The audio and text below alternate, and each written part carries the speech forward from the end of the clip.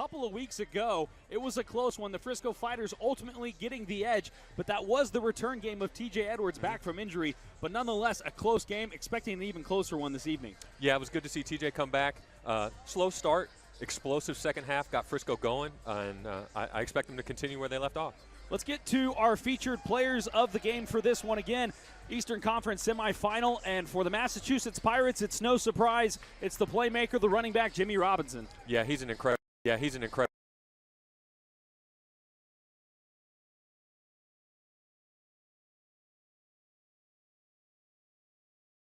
All night, otherwise he can hurt us. And for the Frisco Fighters, there's no question. It's the 2023 IFL MVP. It's the quarterback. It's the guy who gets it done, TJ Edwards. Yeah, we've given him lots of nicknames over the year. The Magic Man. He finds ways to get out of tight situations, but one of, if not the most dynamic player in the league, can run, can throw, is a great leader. We're glad to have him, and I hope he lets it fly tonight. Big storyline for the Frisco Fighters this evening is the past 3 seasons. Extremely heartbreaking ends to those seasons as we look back at their playoff record. And, you had 3 Eastern Conference losses the past 3 years. What's got to be different for this team to make it to the national championship? Well, Coach Coles has done a great job. I know they've been practicing situational football, and that's come to bite them a little bit in those last 3 conference championship matchups. So look for them to execute in tight situations, but they got to come out and start fast and play Frisco Fighter football. Big one dialed up here in front of the hometown crowd. It's the Frisco Fighters and the Massachusetts Pirates, and kickoff is coming up next.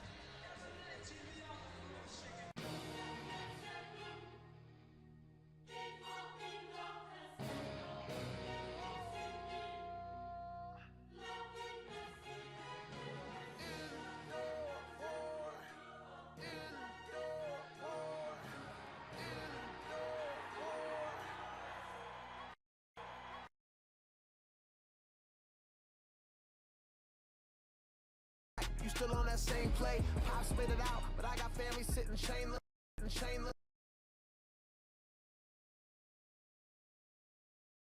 When highlight reel, you gon' see my name in Beijing. Every rep I take, you'll see the pain that made me. This gritty on a gridiron, only one of us can stay king. Touchdown every time I touch down, and my defense shut down every time I touch ground. Yeah, lying harder, but I got the eye of an eagle. I put the city on my back, look, I'm gonna ride for my people. And once I take the stage, I'm stuck like evil Knievel. I built the conquer heights. My mind's a daily defeated.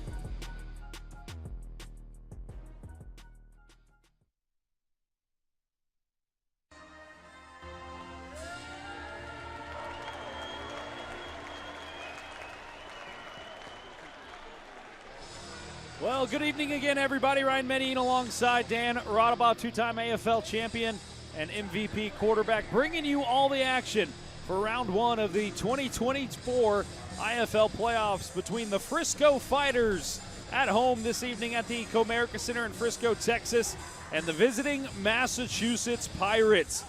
Well, I'll tell you what, Dan, this one should be quite heated. There was a bit of a kerfuffle before the players even had their pads on. Essentially, to boil it down really quick for you, the Frisco Fighters were still on the field, a couple of the players, while the Pirates were taking the field, and some words were exchanged, and everybody huddled up at the 25-yard line. And let's just say there is no love lost between these two teams. Yeah, they definitely weren't making any new friendships there before the game in that little scuffle, but hey, it's playoff football. You can tell guys are fired up, ready to go, and no holds barred tonight, so look for the fireworks to continue once the whistle gets blown.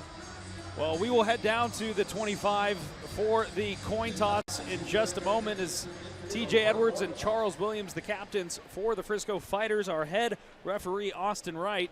We will hand it to him for the player introductions and the rules of engagement, if you will. Congratulations on a successful season, and you're entering the 2024 IFL playoffs. Massachusetts, you are the visitor. We'll call the toss. Have a blue side, a red side. Blue, red. What is your call? Red is the call. You won the toss.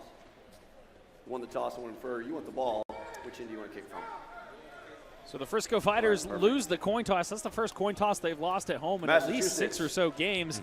And the Pirates will defer, which, look, in football, Frisco it's a big deal on whether or not you get the ball to start the second half. In the indoor game, it's a completely different animal. You absolutely desperately want that ball to start the second half. So this does play into Frisco's strategy here, and there's going to have to be some adjustments made by the head coach of the Frisco Fighters, Andre Coles. Again, in his first full year, he was the interim head coach for the Frisco Fighters last year in the playoffs. Yeah, you know, first full season, wonderful job by Andre and his staff. Got these guys playing at a really, really high level, but like you said, not his first playoff experience as a head coach. So look for him to use that, especially in situational football type stuff, like you said, maybe managing the clock a little better before the end of that first half, trying to control those possessions, knowing that you're not going to get it to start the third quarter. One of the things I talked about with Coach Andre Coles ahead of the game was 3 straight years this team has been to the conference final. 3 straight years it ends in heartbreak. What is it going to take for this Frisco Fighter team to get over that edge? And for him, he said a big part of it is practicing situational football. Oh, yeah. And these guys this season have been battle tested. They have won a game in just about every way possible. The past 3 years before that, it was a dominant team. This team definitely had its ups and downs, but nonetheless are in this moment with 13 wins as opposed to the Pirates sitting at 8-8. It's going to be a tough one. Yeah, like you said, many ways to win a game. Frisco, you know, they've won some games by a bunch, a couple blowouts. They've won some really tight games playing good situational football. And then even Bryce has had a few game-winning field goals. So Frisco's been in every type of situation. Look for them to use that to their advantage tonight. But, man, I'm excited. 2 great teams, 2 great history programs already. It's going to be a fun one. Moments away from kickoff as Henry Nell boots this one. Lionel McConnell will grab it at the 2 and make his way up the field. Finds a hole on that right side, finally wrestled down shy of the 20, and we are underway for this semifinal matchup for the Eastern Conference of the Massachusetts Pirates and the home Frisco Fighters. Again, the Pirates winning the coin toss. They deferred to the second half, so the Frisco Fighters will send out their 2023 IFL MVP. Quarterback T.J. Edwards, our featured player of the game. We go back to the last time the Fighters and the Pirates met up. It was T.J. Edwards' first game back after a couple of weeks from injury. It took him about a good 2 quarters to get his rhythm back. This is not going to be the situation for Massachusetts. They're going to get a full-strength T.J. Edwards, and they're going to get him early. Yeah, he's playing really, really, really well lately. Just recently, within the last month, he had a 9-touchdown passing game. You know, he's on fire. Look for him to lead this team to high points tonight. This one a toss to Martez Meatball Carter. He was out last week in that regular season finale. It was told to us that they were going to rest him, and we will see what a Meatball Carter looks like on a full week's rest. And he should be a big factor in this game, but I think that's one of the things about the Frisco Fighter offense that has improved so much this season is just the way they've been able to be dynamic with whether it's Jimmy Smith back at running back or Martez Meatball Carter or the plethora of receivers. T.J. Edwards has options all over the field. Yeah, they're just loaded with lots and lots of weapons, and it's great to see Martez back in the lineup tonight. You know, Martez is a former Massachusetts Pirate himself, so I'm sure there's some bad blood out there. He'd like to get leveled up, but ooh. And T.J. Edwards had time and space, but ultimately drove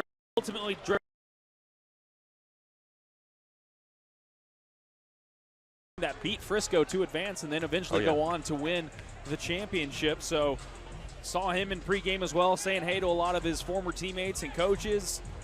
One of the only ones that wasn't talking back and forth when that kerfuffle happened in pregame, but these teams both fired up, as they should be. Another opportunity to secure that trip to Henderson, Nevada for the IFL National Championship taking place August 17th. Again, Ryan Medellin alongside Dan Rodabaugh here on Stadium, bringing you all the action. Thanks for joining us wherever you may be joining. Frisco starting the game with the football as Edwards tossing one over, plenty of pressure, and almost intercepted as Devin Hafford was there. He was looking for Carter downfield, but Carter had 2 Pirates all over him the entire way. Yeah, they had man-to-man coverage across the board there. I really liked the defense there, but and they get flagged for it, as you heard Austin Wright say there, as Carter lifting his hands up, waiting for that call. And so the Frisco Fighters will get a free first down, and that's something we've seen plague the Pirates this season, Dan, is penalties, penalties, penalties. One of the leading teams in the IFL in penalties, the one category you really don't want to lead in. And so that's something that you'd think Frisco would try to take advantage of, is that discipline. Yeah, for sure. But I think on the previous play, Cole Blackman's just got to run right by his defender. If they're even, I'm leaving. You can't let them squat on your routes there and just grab you at the first down marker. If they're sitting there, you got to run right by them. Another handoff to Martez Meatball Carter. If you hear us say Meatball, that's who we're referring to. That's his nickname that has been coined after many years of just not being the biggest guy, but he's certainly stocky and can move the ball quickly down the field. We've also seen him show off his Olympic gymnast prowess as he'll throw a back handspring on you if the occasion's right. Oh, yeah, he can run by you, run over you, run through you, and he'll even hurdle you a little bit. Great blocker, good receiver. I mean, he's one of the best football players on the field at all times, so it's good to see him in the lineup tonight, and would love to see him utilized well. Crowd still trickling in here at Comerica Center in Frisco as Edwards connects with Spencer Tiers for the first time this evening. He gets across the 20, just about 4 yards or so shy of that first down marker to bring up third down. Yeah, good take right there by TJ. He's just got 2 hitch routes to the field. He's going to take the one with the softest coverage. I really like his ability to just catch the snap and get it out quick. Don't worry too much about grabbing the laces, just throw an accurate ball out there. Good catch by Tiers, get what you can. Much more manageable situation here. It's even a third and short. TJ, look for him to use his legs here too. In Frisco winning their last regular season game last week against the Iowa Barnstormers. Now first game of the playoffs as Edwards showing off his legs, battles, gets the first down, doing TJ Edwards things. And we'll get a fresh set of downs for the Baby Blue Frisco Fighters. Yeah, good call there by Coach Coles. Like I said, watch TJ use his legs here on this situation. Good job blocking scheme. Everybody picks up their man. TJ able to get the first down. But it looks like Massachusetts is coming out and playing a lot of man coverage. So if Coach Coles can dial in on that, maybe dial up a long one, get a long play downfield, maybe a choice route, perhaps a post corner by Blackman or Tiers. I mean, I think good things are in the future for the Fighters tonight. Edwards, number 4 in the IFL for rushing this season at quarterback. The guy right ahead of him, Jimmy Robinson, running back for the Massachusetts Pirates as Carter gets absolutely manhandled into the wall, and he is down. Yeah, I hope he's okay. That was pretty violent into the wall there.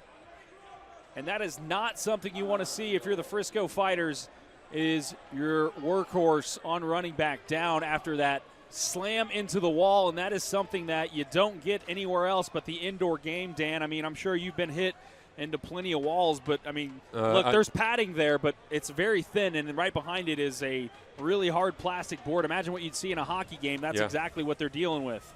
Yeah, I'm not as talented as a runner as many of these guys, so I kept my butt away from that wall because I know that wall is undefeated. Good to see Martez hop up quickly there. That was kind of scary. He was kind of grabbing up towards his shoulder and his face area. That was a violent tackle by Thomas. So even gave us a little spin. Yeah, this is going to be a physical ball game. If that little scuffle before the game wasn't enough, I can tell by this first drive alone, these teams are coming out swinging. Our head referee, Austin Wright, should have his hands full. Austin always does a good job. Look for them to try to keep this play between the chalk and between the whistles, not too much extra stuff. So something you got to establish early. So again, second down, Frisco needing a yard.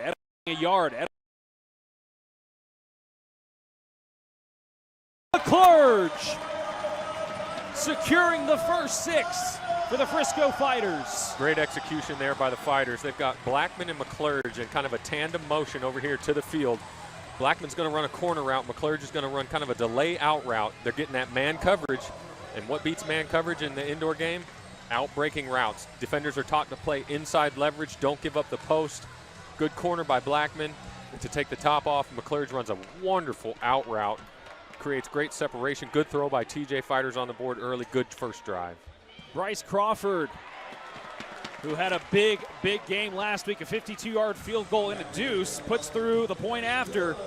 Baylor Scott and White at the 9:09 mark here. Frisco Fighters leading 7-0. What an electric start. Plenty more to come here on Stadium.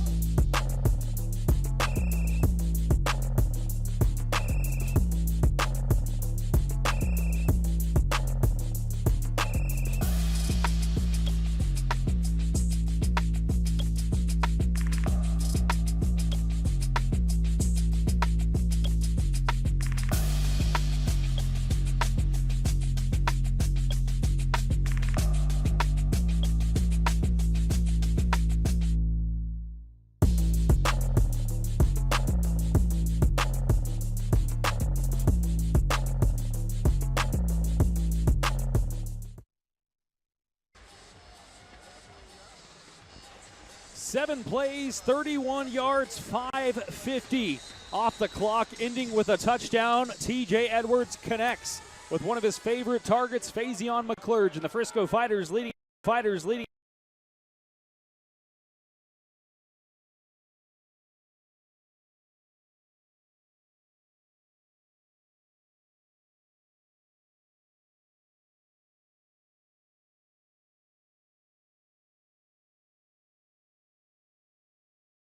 Got all sorts of talent. And, hey, don't be surprised to see him touch the football 4 or 5 times on every drive for the Pirates tonight. So, hey, I'm trying to, in my mind, Dan, figure out who's going to have their hands more full this evening, the defensive line of the Frisco Fighters or the defensive backs.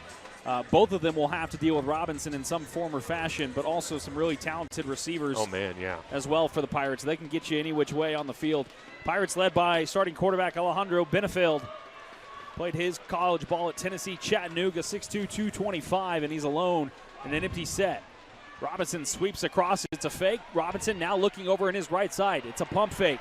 Still has plenty of time. The offensive line doing an excellent job. Benefield has to keep it, and he gets slammed near the Frisco Fighter bench. Yeah, they go in an empty set there, bring Jimmy Robinson in motion, fake it to him, because you know he's going to draw lots of attention tonight, right? Good first scheme. But Frisco in a good coverage. They've got everybody covered with a blanket back there. Good job by Massachusetts O-line kind of holding up, but Benefield nowhere to go with the ball. And if Frisco's going to shadow Jimmy Robinson tonight using Royce C. or a defensive back, you know, there may be time for Massachusetts to hold the ball back there in the pocket. There may not be quite as much pass rush. So look for teams to mix it up a little bit, find ways to get balls to their playmakers. But Frisco's coming out playing solid defense early. Coach Coles in our pregame chat said look for C or Pearson to be the guy tasked with following Robinson anywhere he goes on the field.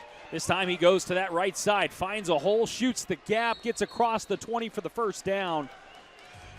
And expect his yards to be somewhere near the high hundreds.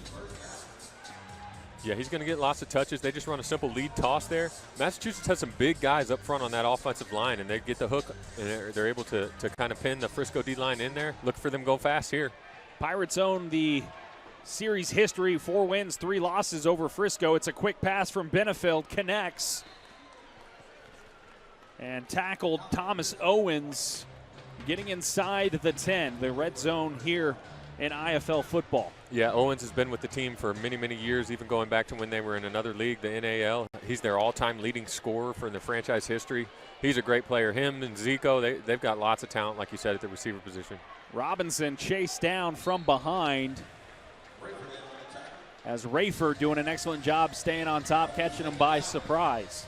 Yeah, it's going to take all 8 guys on defense having eyes on Robinson all night long, but hey, they got Benefield back there, too, at quarterback pulling the strings. He's got championship pedigree, won the championship for him in 2021. You know, as good as Robinson is, too, you know, Benefield is quite the weapon himself and a great leader. So Massachusetts is loaded. Frisco, and this is going to be an all-out.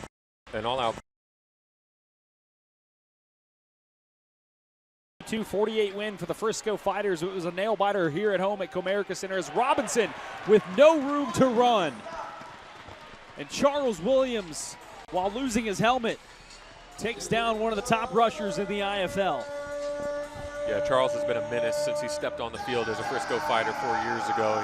He's been a staple on the defensive line and in other teams' offensive backfields for years. So great start for him. He's kind of our emotional and vocal leader. And, you know, his play speaks for itself. He's going to play to the whistle and sometimes beyond it. You know, other teams don't like the way Charles Williams always plays, but he is going to play this game to the fullest and then some. Big third down here for the Pirates. Benefield scrambles out of the pocket, tosses it, caught in the end zone. And Thomas Owens reeling in the first touchdown for the Pirates.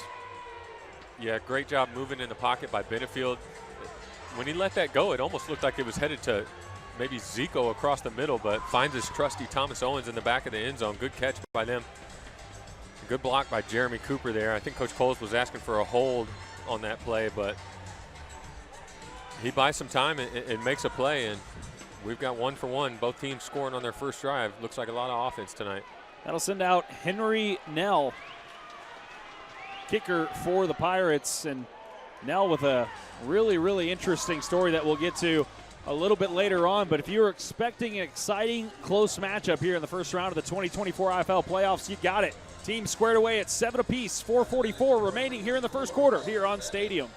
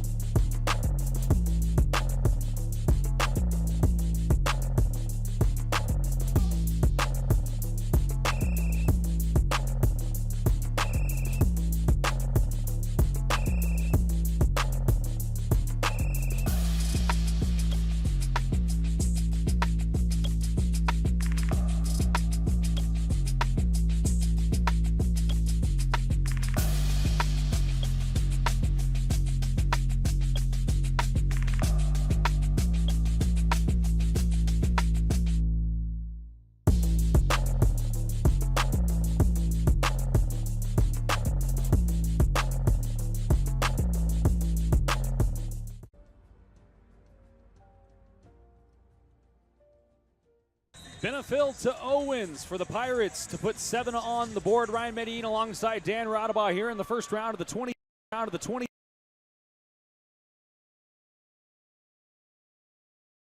Off the kickoff. And what an effort there. Lionel McConnell getting across the midway point. And you know he's a threat to run one back. Looked like he had the time and space to do so there, but ultimately stopped down in enemy territory. Yeah, McConnell's been explosive, has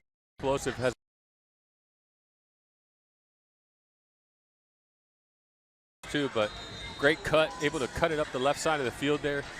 Big yardage. This is exactly where you'd like to start your second drive if you're Frisco on the other side of the 25 in Massachusetts territory. Edwards with 34 rushing touchdowns this season. This time a quick pass over on that left side as Faison McClurge already with a touchdown this evening has 3 Pirates swarm and bring him down roughly about the halfway point until the first down marker. Yeah, good pickup on first down, little RPO run pass option, fakes to the dive to Carter out of motion, quick whip backside to Faison, good catch, good pickup. Talked about Edwards down in the 4th overall standing in the IFL for rushing, down at 14 in the passing game. You wouldn't know it by watching him play. That just shows you the talent that's been in the IFL this season. Perfect snap, handoff to Martez Meatball Carter. Still needs about 3 more for the first down. Yeah, it's pretty impressive to be 4th in the league in rushing and 14th in passing. And how many games did he miss this year? Just a handful, couple. Yeah, you know, even to miss one game can drop you down the leaderboard pretty quickly in a league that's built around offense. So give TJ a bunch of credit for having the ability to overcome some adversity, but credit Coach Coles and Trip Harrington for stepping in when TJ was out, and Frisco hardly missed a beat. Important third down coming up for the Frisco Fighters, top offense in the IFL this season. Low coverage. 117 touchdowns, 839 points. Carter puts his head down, bulldozes his way for the first down and a couple of more. Yeah, you look at Massachusetts defensive alignment there. They had 5 guys in the box, meaning they brought the strong safety or the jack linebacker into the box to try to stop the run. And then they pressed up against one of the motion men, and then the other guy covering the motion was maybe 5 or 6 yards off. If I'm a quarterback or offensive play caller, I'm licking my chops there saying, hey, we need to use our speed and run by these low guys. Let's get some plays down the field. Let's take advantage of them doing some stuff that's not sound on defense. So look for Andre and them to dial up some attack plays. Pirates number 3 defense this season in the IFL, only giving up 618 points. They've been excellent in their defensive game as Edwards will fake a handoff and try and go off a block. Now switching sides on the field. Look at the speed as he gets pushed into the wall at the 5. If you blinked, you might have missed it. But a nice effort there from TJ Edwards, showcasing those legs. Yeah, tries to go to the right. Whoop, door's closed. You better go to the left. And I know it's not a very big field, but he eats up a lot of turf really quickly. He's able to almost get around the end there and outrun the pursuit, but good job by Massachusetts keeping him out of the end zone. 2nd and goal from about the 6-yard line. Anything's in play here. You can run it, you can throw it. Call your best plays. Talk about how close this game would be. 7 plays, 31 yards was the Frisco Fighters' first drive for a touchdown.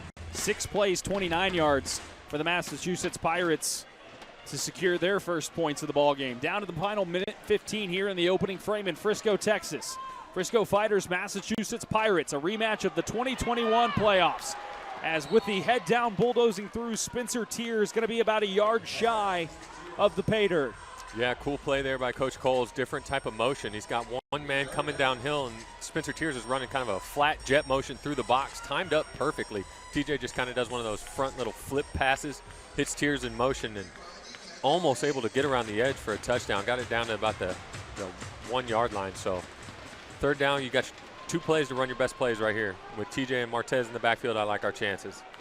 Usually at this point on the field, we call it TJ time, as Edwards known to run it in at this level, and that is exactly what TJ Edwards does and secures the 2nd touchdown of the evening for the Frisco Fighters. Yeah, great job, TJ.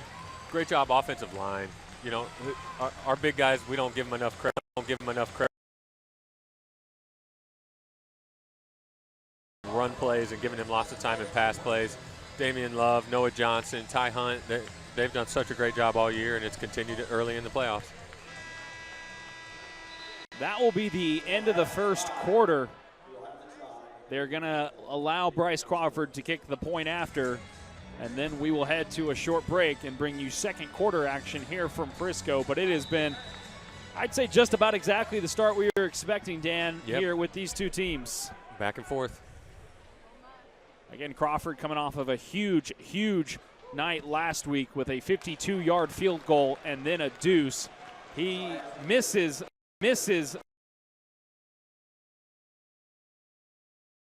The Frisco Fighters leading by 6. Second quarter action coming up next on Stadium.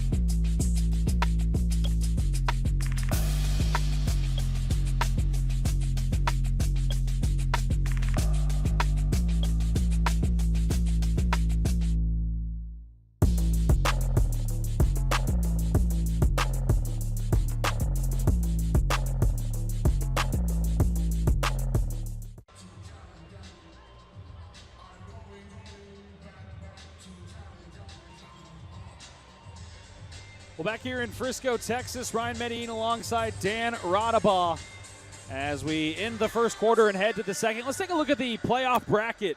And we already know the winner of this one is going to head to the icy tundra of Green Bay here in the summertime.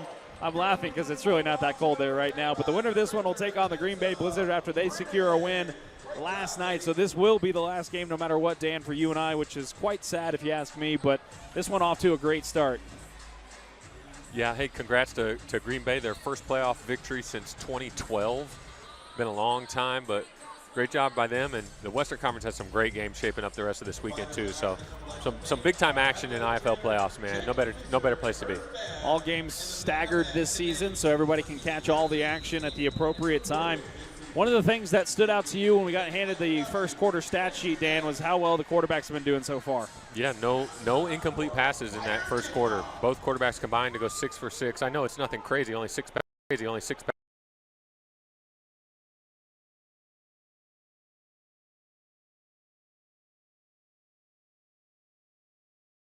Good tackle there by Ford. You know, Isaac Zico, they got some weapons out there in Massachusetts, and it's going to take the whole regiment of defenders to get them down all night long. And that's a great job on special teams there by Eugene Ford. He's been a good addition for the Fighters. Well, that's something also, too, with all those weapons. They'll change it up on you. You saw Robinson returning the first kickoff. This time it's Zico. For the Frisco Fighters, 6 plays, 23 yards, 4:32 off the clock, ending in the TJ Edwards run for a touchdown. However,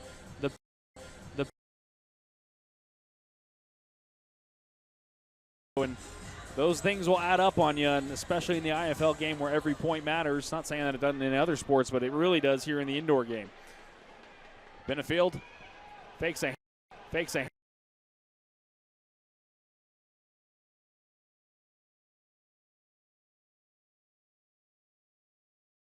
rules with the balls in the stands for the IFL. If the home team puts one in, you get to keep it, and if it's an unintentional ball in the stands for the away team, you get to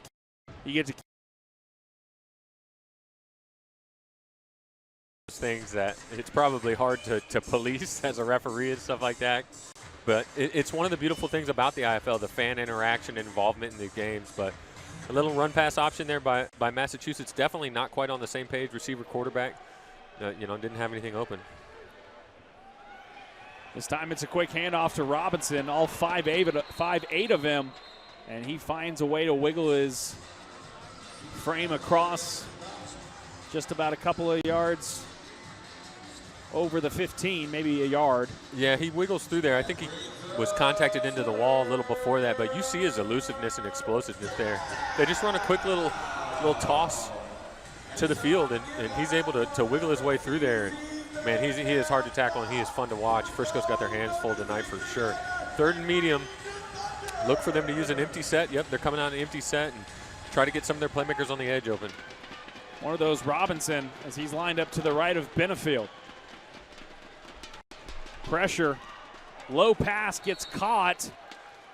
And a big first down for the Pirates as Carrington reels it in off a nice target from Benefield. Yeah, had Carrington and Redding in motion there. Had both guys open, just works his way back to the field. Yeah, he starts his eyes into the boundary, trying to shift some defenders. Frisco's in a soft zone coverage. Good hookup, good first down conversion. Like we said, both quarterbacks executing at a high level early. Back to Robinson. He's 5'8", 180. You look at the other side of the ball for Frisco. Martez Carter, 5'8", 215. A little bit of difference in size, but certainly not a difference in ability to get that ball north to south. Yeah, difference in size, but lots of production out of both those guys. And then throw Frisco's Jimmy in there, Jimmy Smith. He's a great player, too. He's bigger than all of them. He may be bigger than both of them put together. Jimmy's about 6'2", so there's weapons all over the field on both sides of the football for both teams tonight. It's a great time of year. Playoff football works so hard to get here. You just like to see your team play at a high level. It's one of the things about the IFL that I love. It's such a small roster, and you can only have so many players on the field that everybody that's on there has earned a spot as a playmaker. And there's never a surprise when somebody has a big game. Benefield with a little bit of time, throws a ball, gets caught at the 6 and into the end zone. They're going to say he's in there. I was waiting for the signal, but it is a touchdown for T.O. Redding. And the Pirates with the opportunity to take the lead here with just a point after. Yeah, Benefield scanning the field, looking through his progressions, whips that one to the wall just past that.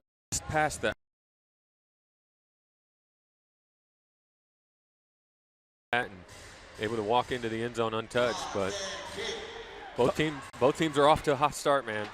Talked about Henry Nell, the kicker for the Pirates, from South Africa. At the age of 5, started playing rugby and has worked his way all over the world. and now finds himself in Massachusetts, and with the leg to put the Massachusetts Pirates on top by 1. And this is exactly why you talk about missing a PAT, how it can come back to hurt you. Again, with the Pirates deferring to the second half, the goal of the Fighters here is to have the last score of the half, and hopefully it's a score to put you in the lead, because you're going to have to immediately give it to the Pirates heading out of the halftime break.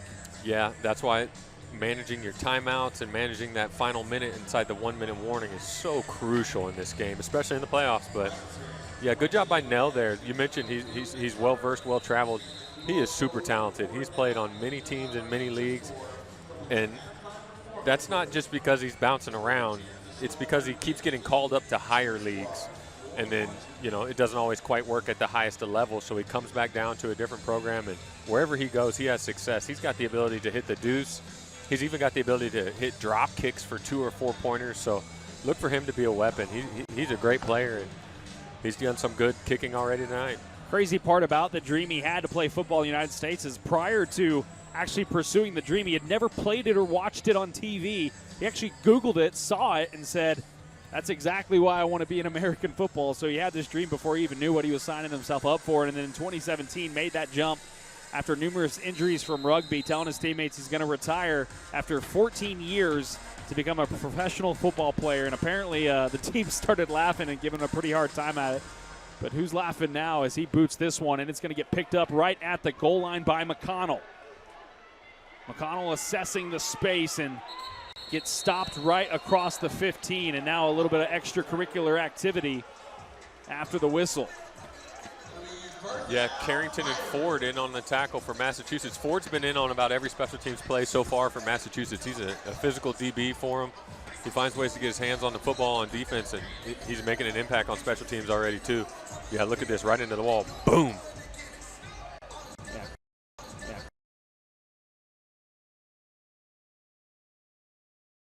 Playing from a deficit for the first time this evening after the missed PAT from Bryce Crawford, as Edwards gets the call from Coach Andre Coles and joins the huddle.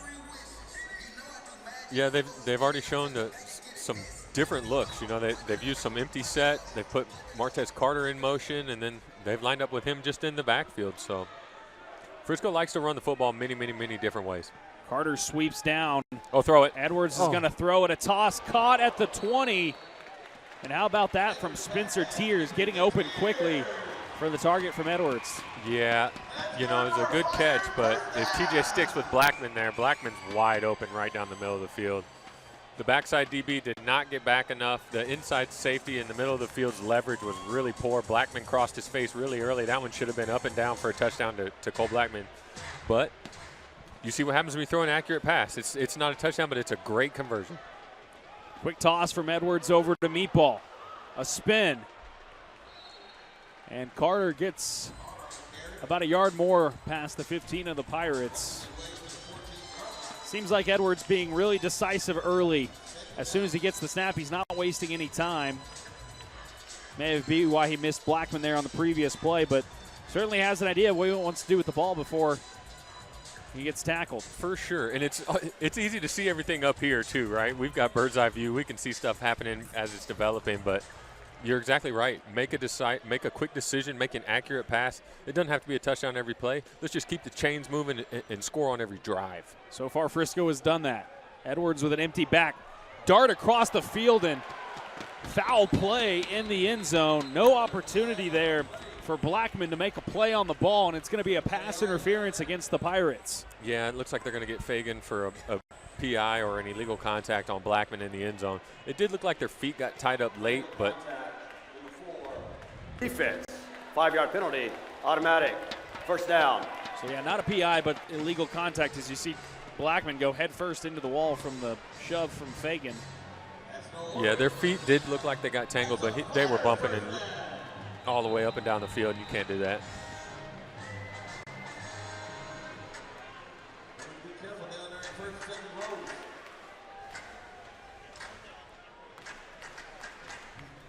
So fresh set of downs for the Frisco Fighters, 1st and goal.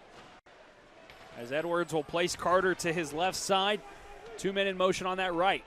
It's a handoff to Carter, who wrestles his way past the first line. Unfortunately, 2 more Pirates swarm, and tackle made on the play. Nice job from Massachusetts staying on top. Yeah, Guy Thomas chases it down backside from the backside there. Frisco just trying to run a same-side zone play. There's no read. It's an automatic give. It's a downhill hitting play. But the backside end is not blocked. So in order for that to work, you have to outrun him at running back, and Guy Thomas sure closed that window quickly. Going to take a short timeout as there's a timeout on the field. 14-13, Pirates leading, Frisco charging here on Stadium.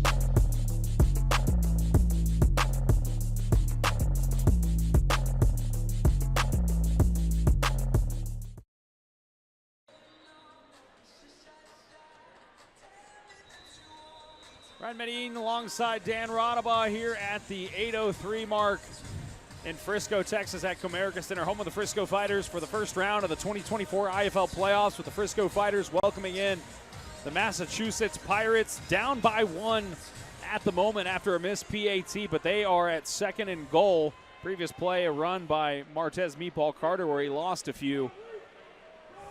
But Frisco with an opportunity here to regain the lead. Another quick handoff to Meatball. Stutter steps and grabs a few more to now bring up 3rd and goal. Yeah, it looks like Massachusetts is definitely making a point to try to shut the run down. They're going to try to make Frisco throw the ball down the field, but you know, Frisco's been able to get things done in many different ways through the air, on the ground, whether it's TJ, Martez, or the different assortment of wide receivers who have played really, really well. So coaches are kind of playing against each other right now, trying to feel each other out. So Fighters right on the doorstep of the red zone. Multiple men in motion as Edwards steps back. Back late, it looks like. Thrown where TJ Edwards was on the ground. TJ says it, hands to the face on the defense. Someone hit him in the head. But empty set there. Press man against one of the motion wide receivers. They're challenging him. Another look at this one here. Looking for a late hit on TJ Edwards as the pass goes both on the defense. Wide. Holding, number 2. That penalty is declined. Personal foul, roughing the passer, number 50. That penalty is accepted. Half the distance to the goal. Automatic. First down. Well, there you go. Offside and a roughing the passer. Frisco opts for the roughing the passer, and you knew it had to be both on the defense based on when the flags came flying. And a lucky break there for the Frisco Fighters, because now they will be a fresh set of downs on the 3-yard line. Yeah, Massachusetts is coming out and challenging Frisco in the passing game. They're saying, hey, we are going to match up man-to-man. We are going to press one of your guys. We don't think you can beat us. We don't think you'll run by us. So Andre may need to get some adjustments in on some of that, and just puts a guy, your fastest guy, in motion against the press defender, and you make your move about 3 yards for him. You make it right before he can touch you. If he touches you, you did it too late. Saw Edwards run one in from around this range earlier in the game as he stutter steps, dives. Does he get the touchdown? They're going to say he is basically on the half-yard line. Really thought he might have gotten the nudge. Yeah, he tried to go airborne there, got his legs taken out, but. Another look at this one. See how close he gets here. Trying to reach out, but almost lost the football. Almost lost the ball. Ford puts his helmet right on the ball. TJ, good job hanging on to it. Maybe that's why he wasn't able to reach it out. But had to secure it first. Yeah, from this close, though, this is definitely 4-down territory. This is definitely TJ time. Look for the big guys to put their print on this drive and blow the defensive line off the line of scrimmage here. Big play for the Frisco Fighters. Meatball Carter makes an easy effort as he steps into the end zone. Is that a flag? But there is a flag down on the field. Andre saying it looks like defensive offsides. Offside. Yep. Number 4, defense, lined up in the neutral zone. That penalty is declined. Result, touchdown. Again, talked about the Pirates and their penalties this season. This a direct result of that roughing the passer, giving the Frisco Fighters new life and allowing Martez Meatball Carter to walk into the end zone and Frisco to retake the lead. And I thought maybe they would try and maybe opt for 2 to grab that point that they missed earlier, but it's going to be too early to chase. Too early to chase points. Bryce Crawford out for another PAT. Especially when you got the deuce in the pocket, right? There's always a chance. No doubt about it. That was a rule that changed this year for the IFL, was the ability to kick a deuce on any play and not just at certain points. And that was beneficial for Frisco last week. And, you know, one of the things I've noticed, Dan, immediately, though, with Frisco is that we've seen at home this year they've been plagued by their first halves. It seems like they just haven't been as strong. It takes them a little bit to get settled in. And I have not seen that so far this evening. They're playing a really strong game and matching up with the Pirates. Obviously, you'd like to be a little bit more ahead, but that's just the kind of game it's been, and it's a playoff game, so everybody's showing up for it. Yeah, it's a playoff game. On offense, your goal is to hold serve, right? We've got to score a touchdown on every drive. You don't want to settle for field goals. You'd like to punch it in for 6. And then on defense, you just got to find a way to get 1 or 2 stops. And special teams, you just need to execute at a high level. We talked to Andre before the game. He said they had a wonderful week of practice. And you know, going into a playoff game, you have a good week of practice, good preparation. Everyone's feeling good. Gave some guys some rest last week, so they're coming back. You know, it's a good feeling coming in, and you can tell, like you said, we came out hot and fast tonight. So it's exactly how Frisco wanted things to go. They're just looking to get that first stop now. Again, thanks for everybody tuning in and joining us for this one here on Stadium. Ryan Medellin alongside 2-time AFL champion and MVP quarterback, Philadelphia Soul legend Dan Rodabaugh was on the Frisco Fighter coaching staff in 2021 when they lost to Massachusetts. Pirates would eventually go on to win the championship. Martez Meatball Carter also on that championship winning team. And Frisco has been trying to find their way to that national championship for the past 3 seasons, as this one booted far. And picking it up out of the end zone, Isaac Zico. There is a flag. Yeah, it looks like they may get C.J. Holmes here for a hold on Massachusetts. But good kick by Bryce there. We both kind of sat up in our chair thinking that may have a distance, but good coverage by Frisco getting down there, trapping them in, not letting them get going too much. And then if they're going to have a penalty here too, back them up even more. During the return, illegal block in the back, number 5, return team. Half the distance to the goal. Excuse me, it wasn't on First Holmes, and 10. it was on Elam. So Matt Elam, the DB out of Florida. Former NFL player. He settled in, found a home here in Massachusetts. I know he's one of their favorites. He's been with them for a few years now, so good player. 4th penalty for the Pirates. Frisco still with none. Don't jinx it. Playing a very disciplined ball game, which is exactly what Coach Coles wants to see in front of this hometown crowd.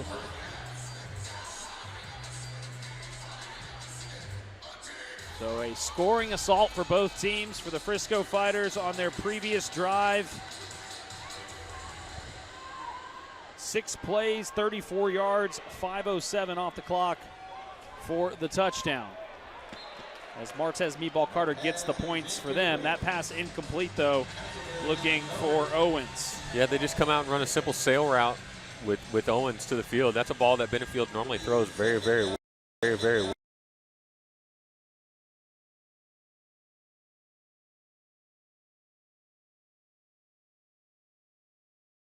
Man coverage, out-breaking routes, corner routes, sail routes, stuff, because DBs are taught to play inside leverage. Do not let the wide receiver cross your face. The post is the easier throw.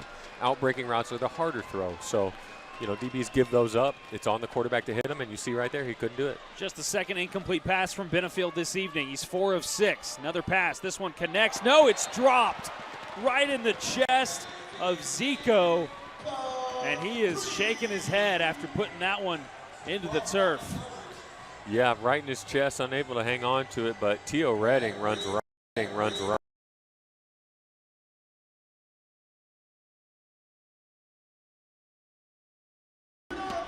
Checks it down, accurate throw, unable to catch it. 3rd and long. This may be the time Frisco finds that first stop. So look back at that pass if things go south here for the Pirates. Zico going to be wishing he had that one. It looked like he was already starting his plan to run down the field before he fully grasped the football. Hey, look at this. Royce sees off. Ethan Castleberry's in at Mac linebacker. Benefield looking deep, now tosses it. Finds an option. It's Jimmy Robinson out of the backfield, 1st down. And things quieting down here at Comerica Center as the chains will move, and a nice job by Robinson. It's, he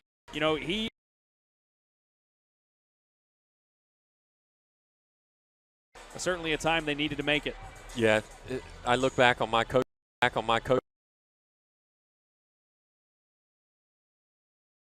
Typically, he's covered by a linebacker who may be on a blitz call, and then has to check if the running back flares out. So the running back's open a lot, and if your running back's Jimmy Robinson, you should throw it to him a lot.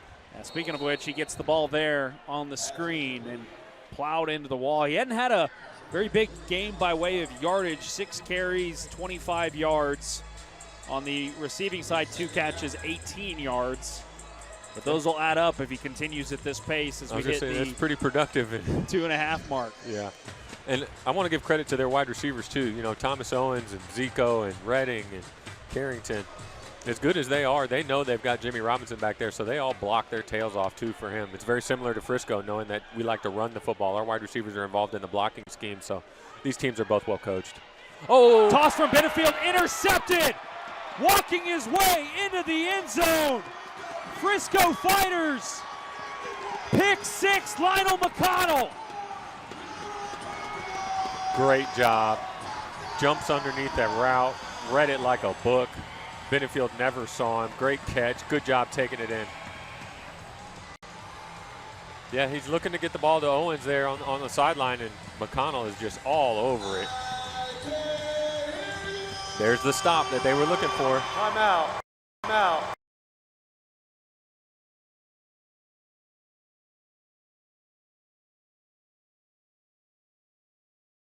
Start thinking about that extra possession in the half, right? This is where you may consider an onside kick, knowing that Massachusetts is going to get the ball to start the second half. You still have all your timeouts. Good execution by Coach Coles and his staff, putting themselves in a situation where maybe you do try to steal a possession here, because let's say you don't recover the onside kick and Massachusetts has it, at the 10 or 12 yard line. You still have all 3 timeouts and the 1 minute warning stop to force them to either score. Play, there was a foul for illegal defense by number 33. Previous play is under review. So it looks like the head coach of the Pirates, Rod Miller, going to challenge the previous play for illegal defense. He said a specific number, so they're looking for a specific player. They're looking for Rayford being lined up illegally, maybe. I'm not sure. So Austin Wright will get with his team and review the tape.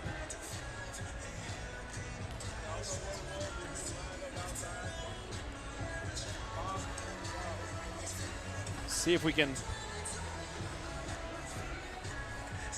kind of decipher what's going on here. This would potentially take away the pick 6 from Lionel McConnell, though, which was a massive play. Here's another chance to take a look at it.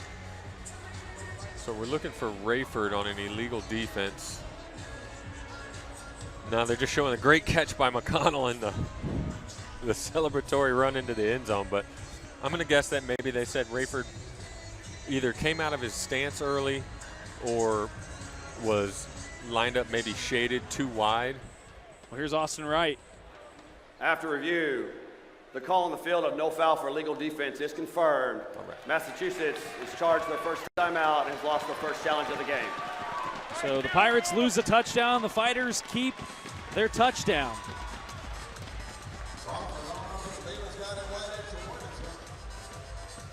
And the place back to cheering as McConnell absolutely coming in clutch when the defense needed a stop. He gave them that and more. Crawford now for the PAT.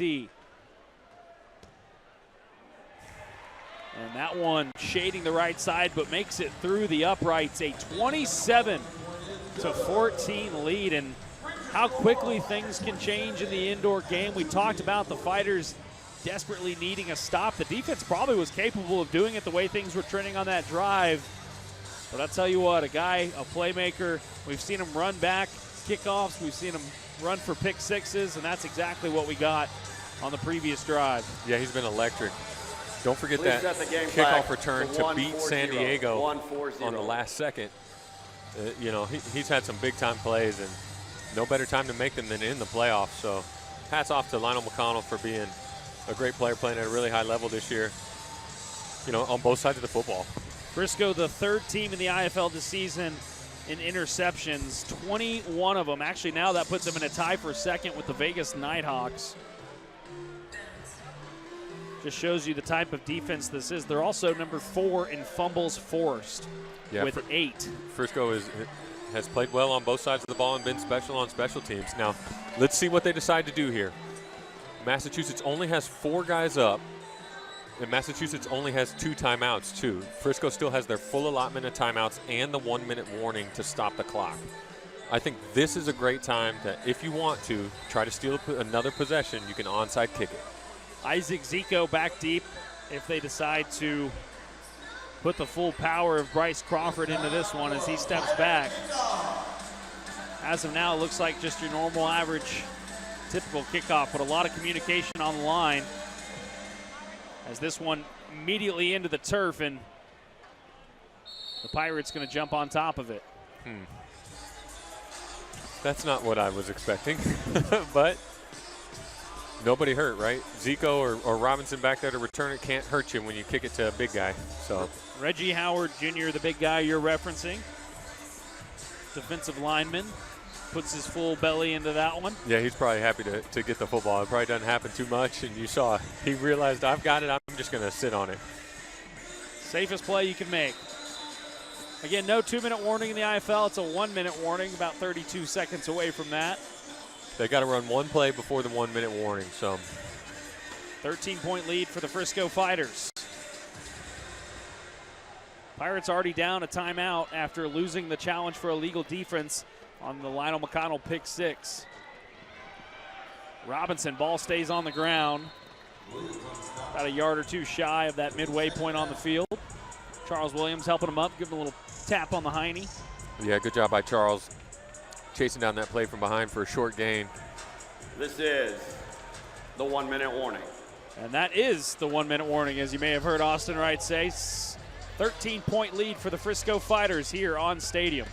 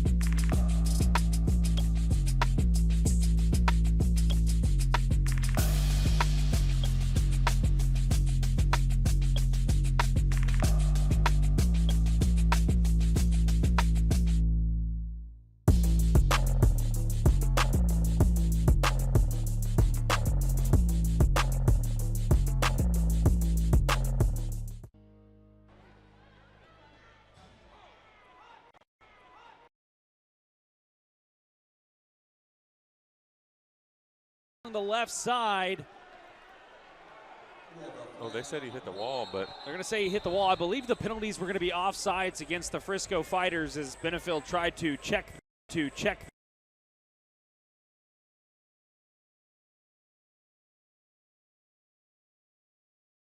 it's a touchdown. That is going to stand as a touchdown after we figure out what these penalties are from Austin Wright. Again, my guess, offsides on the defense. Offside, number 11, defense. Penalties decline, result to play. First down. Ooh, that was he did not go out of bounds there. I think that may be the conversation that Ron Miller's having with Austin Wright. I mean, his ankle touched it. Maybe. I mean, if anything, that's what you would say is maybe his foot clipped the wall there, but you can tell, they're kind of disgruntled about it.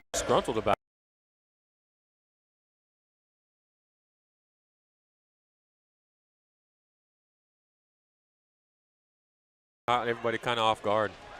Benefield catching everybody off guard too, especially Charles Williams. Benefield tucks, reaches, and there you go. It only took an extra play for the Massachusetts Pirates to get back on the board after a difficult drive on their previous one.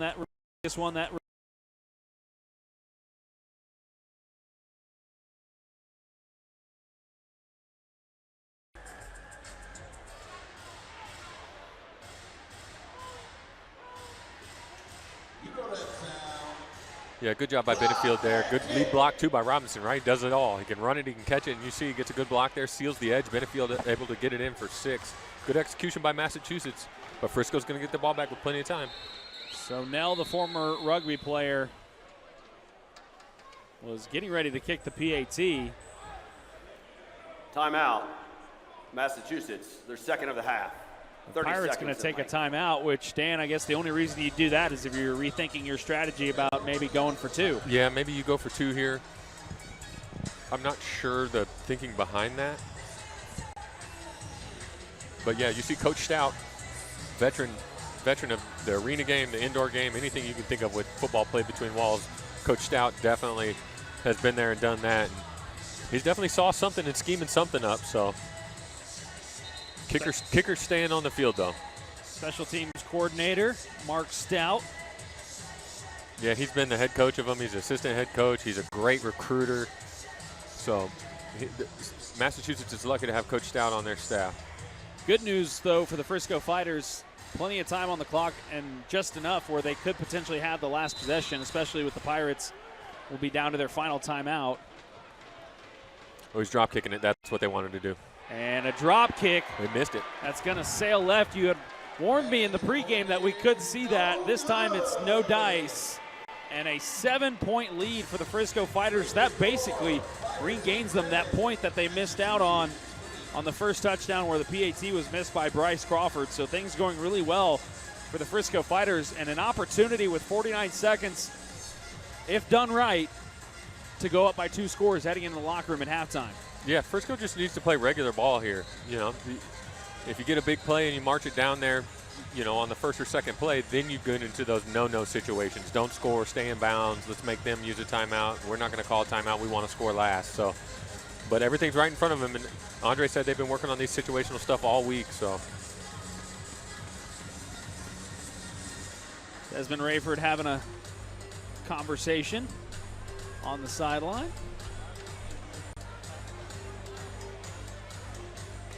Pretty intense conversation, it looked like. Yeah, Rayford was fired up, especially after they thought that he may have had the illegal defense earlier in the drive. But hey, you love to see these guys playing with passion and fire. So it's not uncommon to see players barking at each other or maybe at coaches every now and then. And Nell with a line drive. McConnell going to have to try and chase it down, but it bounces out of the back Ball of the end touched in the zone. field of play and bounced over the wall. There's a Place happy at the kid down 5-yard there. line, 1st and 10. So a 1st and 10 coming up for the Frisco Fighters. Good kick, good execution, right? Able to hop it out of bounds with it landing in the field of play first. So they've got it at the 5-yard line. Frisco's got to go the whole length of the field here. I think, like you Offside, mentioned, Dan, Kicking team number 7. 5-yard penalty to be added on. 1st and 10. And another penalty on the Pirates. Okay, we'll start at the 10-yard line. So now they'll get an extra 5 yards, and penalties continuing to plague the Pirates here in the first half. Certainly something that when you point at things that they will want to clean up, that will be high atop the list. 5 penalties now in the ball game. Yeah, look for Frisco to utilize the sidelines maybe, you know, work the soft spots in the field, but I would expect Massachusetts to continue to play some man coverage. Nope, they're in a zone shell already. Edwards sends his receivers in motion. A handoff on the right side. Jimmy Smith getting some getting some first action in the ball game tonight. I talked about loving the fact that, you know, a lot of teams don't carry 2 running backs. That's just not a thing in the IFL, but Frisco using it to their advantage with Smith and Carter. Gosh, and they've all been so productive, man. Jimmy Smith has scored.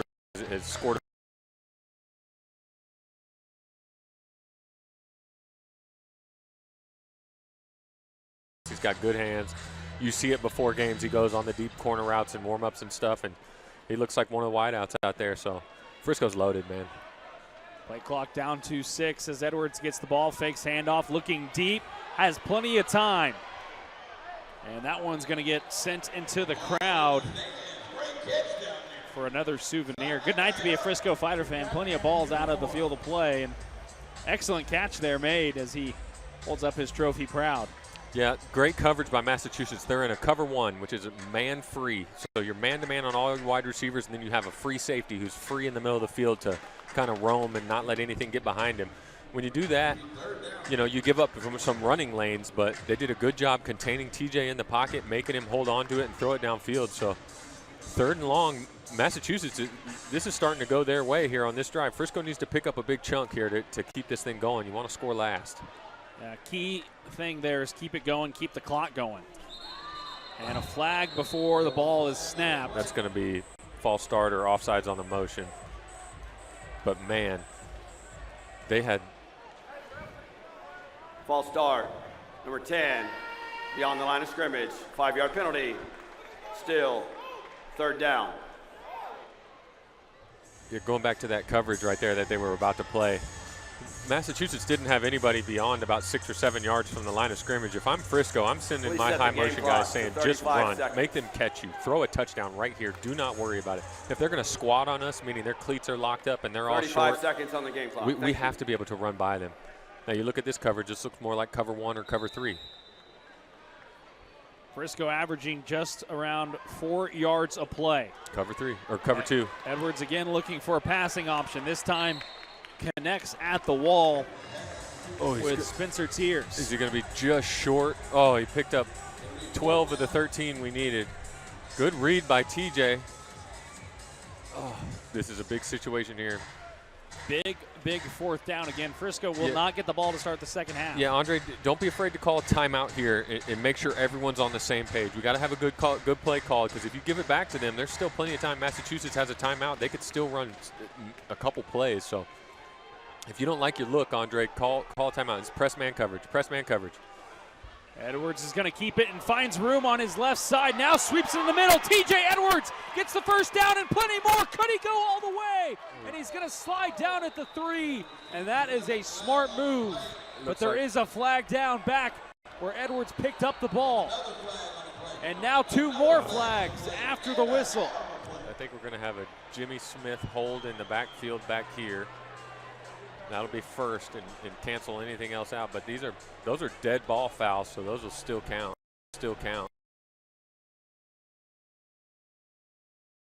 Defensive lineman.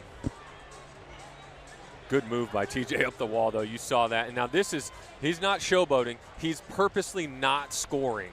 Now, he got a little too close to the wall where they could have hit him and hit him into the wall.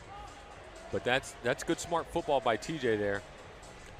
Just slide right now. Protect yourself. Don't take that.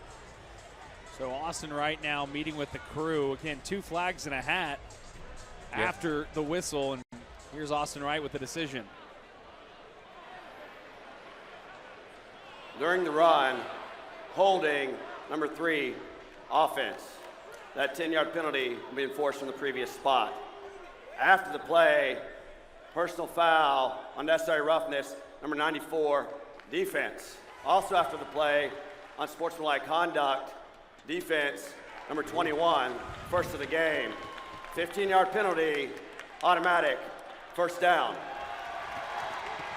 So a holding on Jimmy Smith, which will send the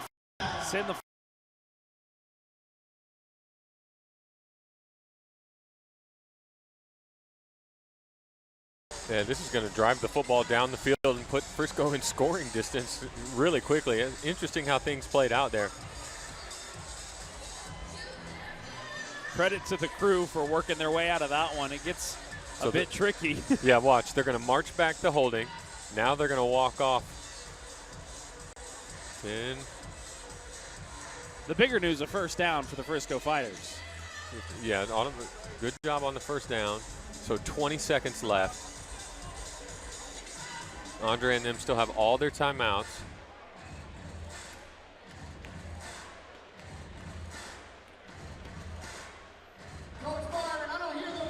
I don't know if the conversation really goes farther than penalties for the Pirates when they head to the locker room. Yeah, you got to clean it up. You know, you're in this ball game. You're getting the ball to start the second Frisco. half. Yeah, good job, Andre, calling a timeout 30 here. seconds in length. We got plays we want around here.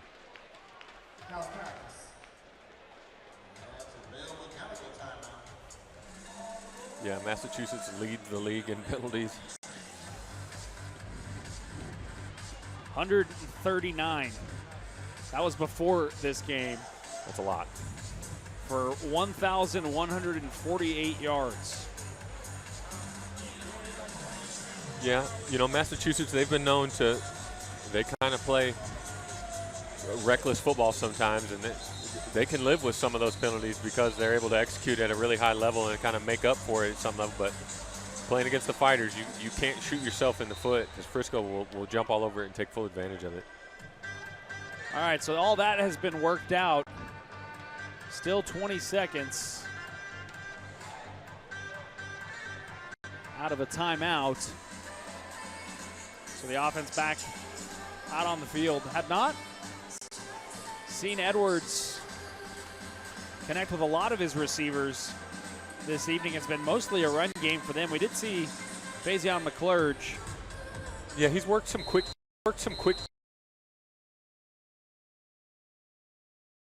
one or two opportunities when he could have, but he still made a quick decision and got the ball to somebody open on the wall. Edwards 6 of 7, 55 yards and a touchdown. That one to Faison McClurge. Zone. McClurge and Tears his only targets in the passing game as he gets tackled and heaves it. Yeah, are they going to say incomplete pass? Yep, incomplete pass.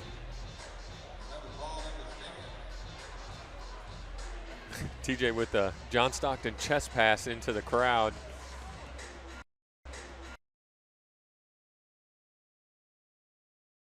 Quarterback was beyond the line of scrimmage when he pitched the ball forward and out of bounds. So is that a clock maneuver there? No, it's just nobody open. Just throw it away. Because if you do get tackled in bounds, but did they say he was past the line of scrimmage when he did that? Yes. We were supposed to do it behind the line of scrimmage.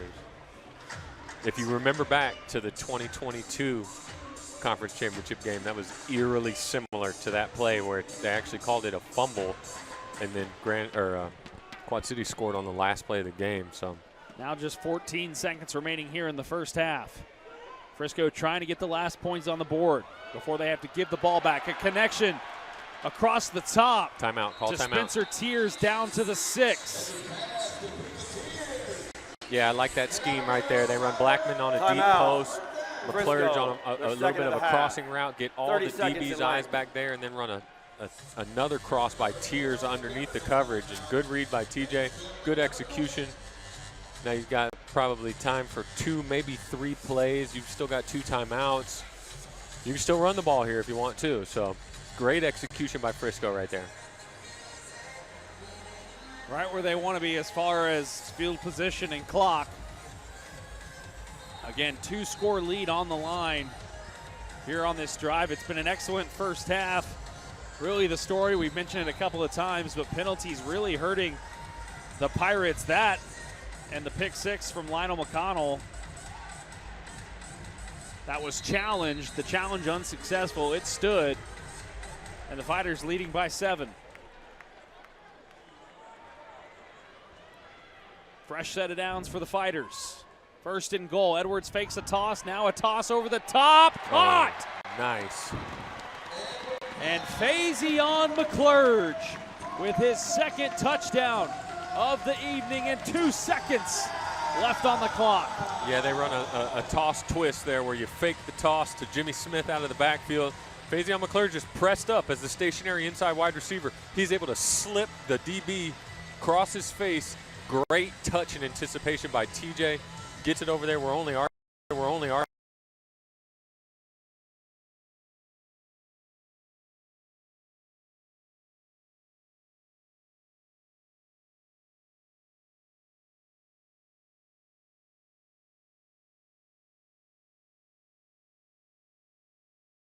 opportunity for the Pirates on a potential kick return, but something tells me Crawford will make it really difficult for them, or he could go for the deuce. We saw it last week.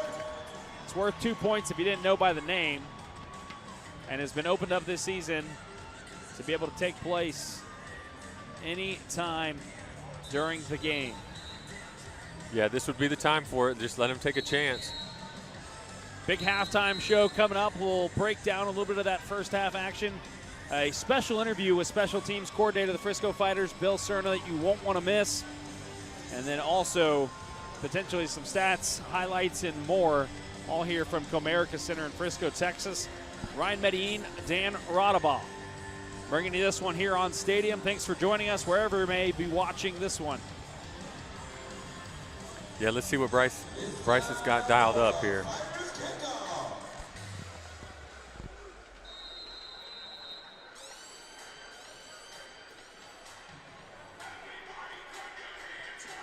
Capable of the deuce. We've seen it multiple times this season. Isaac Zico in the end zone to field it if needed. That's to be short. That one's short and to the left. Clock is at 0 as Zico will continue to run and gets pushed up the wall. But what an ending to the first half for the Frisco Fighters. They may not get to start with the ball in the second half, but they did everything they could in the first half to put themselves in a pivotal position as we get down to second half action in just about 20 minutes here from Frisco, Texas on Stadium.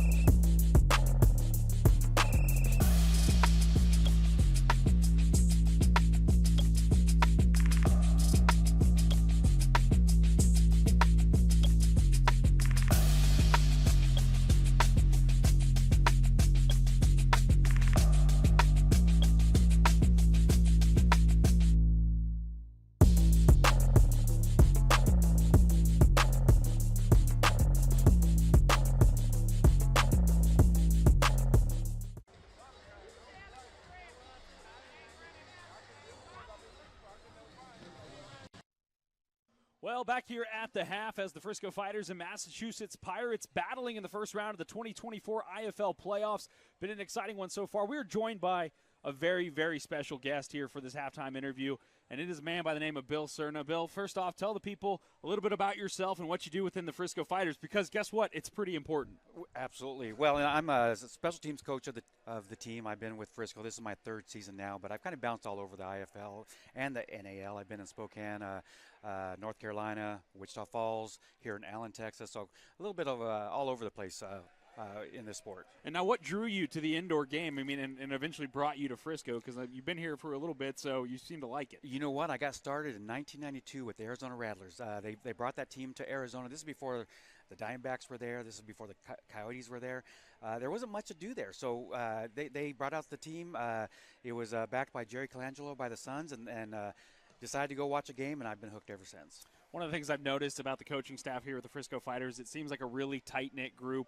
It's been a great season so far. Hopefully the Frisco Fighters can actually push through and make it to that IFL championship. We'll wait and see how that goes. But talk to us a little about the relationships you have with all the other coaches. Well, and, most of us were here last year, and we really close-knit team, not just with the players, but also with the coaches as well. As of our 29 players right now, 20 of them started the training camp with us. So our goal was to keep that nucleus together and really, get through the season together and just make that bond. I think it's really made a difference. Now, coaching is not the only thing you do. You have a whole other life that I would love to hear about as well, as I do myself, and so I know what that looks like. But you had a really, really unique opportunity last season, and this was something that I was able to follow along with. Hopefully you'll get the chance to do it again. I think there's probably plans for that. We may hear about that here in a second.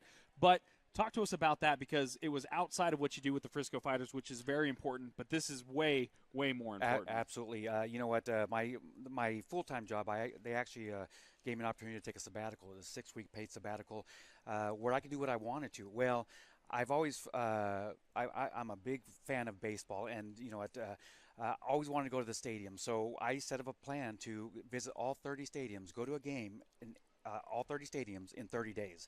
So what I did was I combined this with the PTSD Foundation and Camp Hope to raise some money, raise awareness for those veterans that might need that help, that don't realize that it's out there for them. So that's what I did. You know what? I started on July 31st of last year, which anniversary is getting ready to come up, but I just went around the nation. Started in Houston, ended up in Colorado. I did 7,200 miles driving, did 14,000 miles flying. But it was only 7 one-way trips. Everything else was driving. So of the 30 stadiums I went to, I only made 7 one-way flights. Do you remember? I remember you were tracking this at the time. I don't know if you have it off the top of your head. What was your record in those 30 games? You know what? Ironically, I ended up 15-15. For the home team versus for the home team versus So I ended up right on. I started in the very beginning, like the first 4 or 5 games I went to, the home team won. So I went on my platforms and said, look, contact these teams. Tell me to get in there. Free tickets. I'm getting you wins. So, I had a little fun with it, but we caught up with the wins and losses. But was able to do it. Matter of fact, when I finished in Colorado, I had a free day before I flew back to Dallas. Ended up going to another game. So I did 31 in 31 days. That's amazing. And it seemed like I was following you on TikTok. And yes, folks, he was on TikTok documenting this whole journey, which was – just go look it up, Bill Cerna on TikTok. But it seemed like as you go, it's a little bit of a slow start as far as people realizing what you were doing, but it seemed like about a third of the way in, all of a sudden the news outlets started paying attention. You had some coverage here in Dallas. Right. Talk to us about what that experience was like as the coverage of it began to grow. Well, that's a lot of fun. I had a couple of friends on the background that were helping with the social media and posting. As every city I went to, I would make videos and take pictures, and the people I'd meet, and they would all put on my social medias. But you're right, it grew as I went. I had Fox News do an interview with me. NBC did a piece on me there in Phoenix, and I even in Louisville. When I went to the Reds, I had a news station there, an independent news station that did an interview on me there. But even looking online, there was a newspaper in Australia that was discussing it. So that's amazing. You went international. I did. Camp Hope is an organization that's really important to you. What are some of the ways people at home watching this, whether you're in Frisco or Massachusetts or wherever these people are watching for this exciting playoff game, how can people help out? Yeah, and it's not it wasn't just about raising the money, but it was awareness. And I know along the way I really met a lot of people that needed that. But Camp Hope is a campus where guys can go to, get the help they need. They'll put them in the camp there, give them the rehabilitation to help them get jobs, get their families back, and just get healthy. So it's very close to my heart, and I really enjoy it. I had a father and a grandfather that was in the military, so anything I can do to give back. Well, Bill, thank you so much for taking the time to meet with us at halftime here. Hopefully the Fighters can pull through and get this win and move on to the Eastern Conference Final. It's Bill Cerna, special teams coach of the Frisco Fighters. Thank you so much, and good luck the rest of the way. Thanks, buddy. Appreciate it. Thank you, everybody. Coming up next, we'll have some stats, highlights, and more as Frisco Fighter football back here on the stadium in just a moment.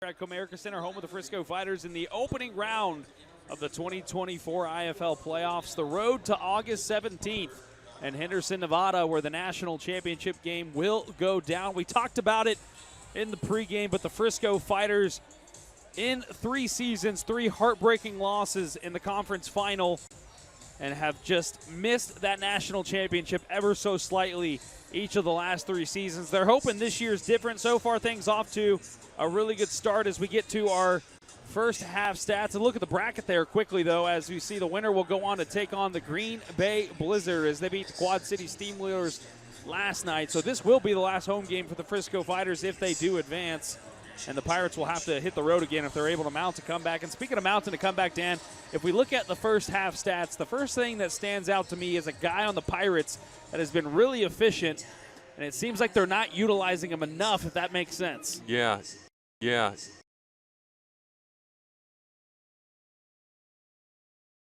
He's been explosive so far. He's got almost 50 yards rushing, 20 yards receiving, and another 30 on return. So he's close to 100 total yards. He's had a great job in the first half, but like you said, I don't think they're giving him the ball enough. Yeah, you know, it's interesting. We were talking in the break, like the thing that the Frisco Fighters, you know, their defense has been phenomenal, right? Mm-hmm. Their DBs have been so excellent. And the defensive line is great too, but the one way they have been exposed this season is in the run game.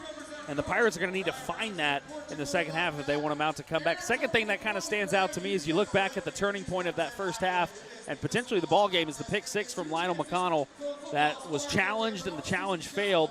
That and penalties, the Pirates got to clean up if they want to be successful in this game. Yeah, what a play by McConnell. A very timely play, too. It really changed the momentum of everything, but yeah, Massachusetts, couple self-inflicted wounds there, some detrimental penalties, kept that final drive for Frisco going alive, and Frisco able to capitalize on it. But Frisco's played a much cleaner ball game so far, so if they're able to do that and keep it up, it's going to be a long night for the Pirates, and the Frisco will be moving on. Certainly been satisfying to see the first half the Frisco Fighters had after the first halves they've had in previous games, and even Coach Coles would admit they haven't been their best. This is certainly not the case this evening. It was an excellent first half for the Frisco Fighters, and they will not start the second half with the football. The Pirates will, and we will see how the defense responds. But it's been great so far. It's a 14-point lead for the Fighters. Second half action coming up in just a minute.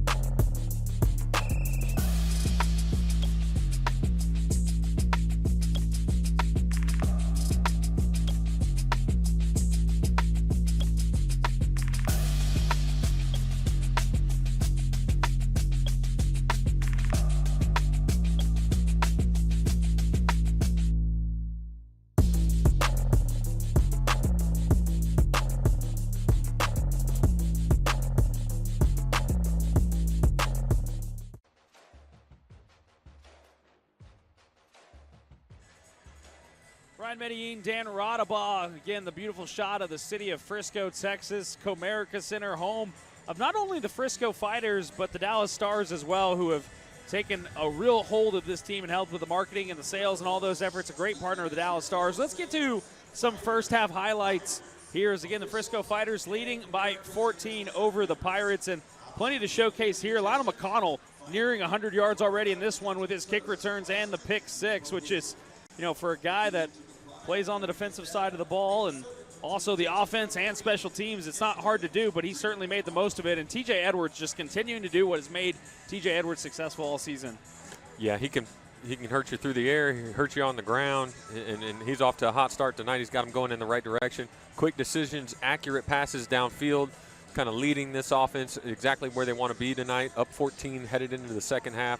Good hot first, came out with a fast start just like they wanted to. And there's that look at the pick six from McConnell. Again, it was challenged for illegal defense. It was a bad challenge, though. It did not – I say it's bad because it failed, not because it was a bad challenge call by Coach Miller. But Faison McClurge also been the favorite target. He's got 2 touchdowns through the air from TJ Edwards, and it's just everybody's involved. Everybody's pitching in. And that is exactly why the Frisco Fighters are at a 14-point lead, as we're about 30 seconds away from second half action getting starting again.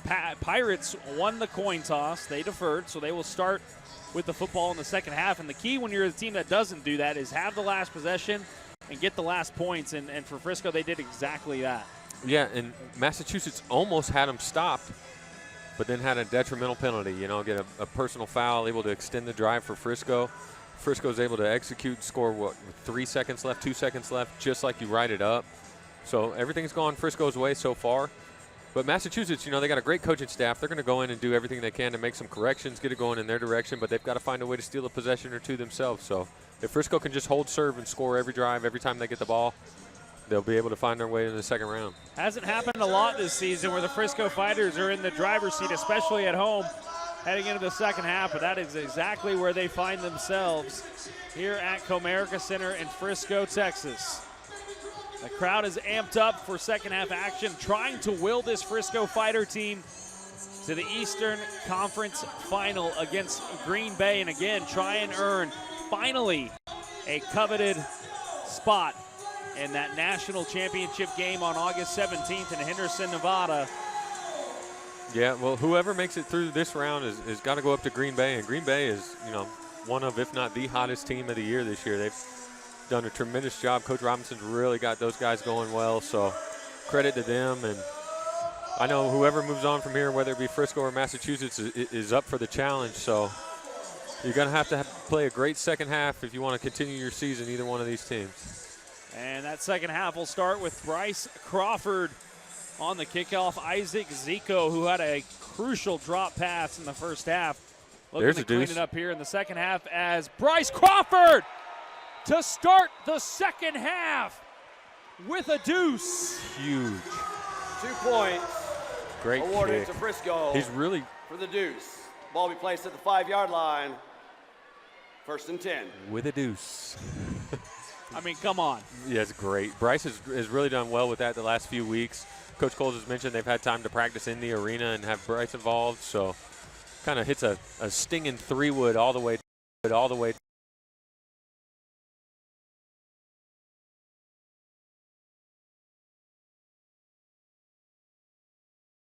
And adding insult to injury, the Pirates have to start with the ball on their own 5. So not only does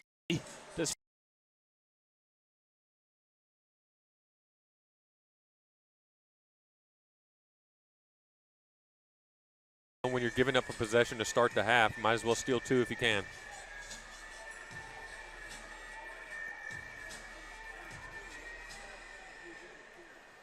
So now Benefield out again with his offense.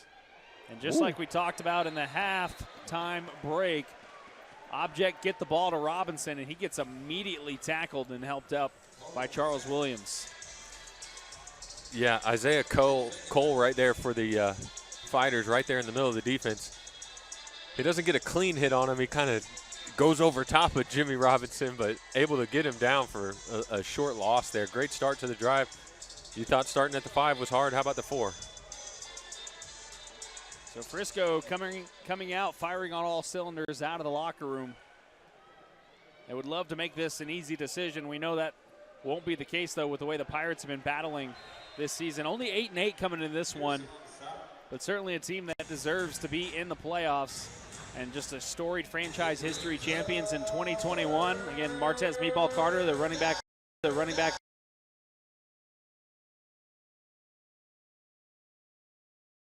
where Massachusetts ended y'all season early. Yeah, Meatball took it to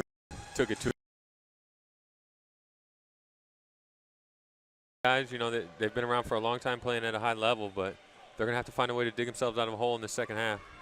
Benefield looking for options through the air, and that one through the fingertips of Isaac Zico. That one not as much his fault as the one that he dropped off his chest. That one looked a little too high for the 6'1" receiver. All right, you got a 4th and long here, backed up against your own goal line. You got a debate here. Do I do a directional kick with Henry Nell, talented kicker, or do I go for this and, you know, possibly not convert it and give Frisco the ball here inside the 10-yard line already within, you know, our first drive of the second half? Another note on that, if they do go that route, both teams perfect in the red zone so far this evening, so the record would show, or at least the history would show, Frisco an opportunity to put more points on the board. Big decision here for the Pirates. They're going to go for it on 4th. Benefield tossing over the top, and just enough for the first down as that pass is completed. Yeah, good route by Zico there. He runs a good hook route. It's on time by Benefield. That's what gets you open in these hook routes, is throwing it before he comes out of his break. There's great coverage by Pearson. You see him, he's right there in his back pocket. It was catch tackle, so executed at a high level by both ends. Sometimes the offense is just in the right spot at the right time. Drive stays alive for the Pirates, but not without struggle and strife.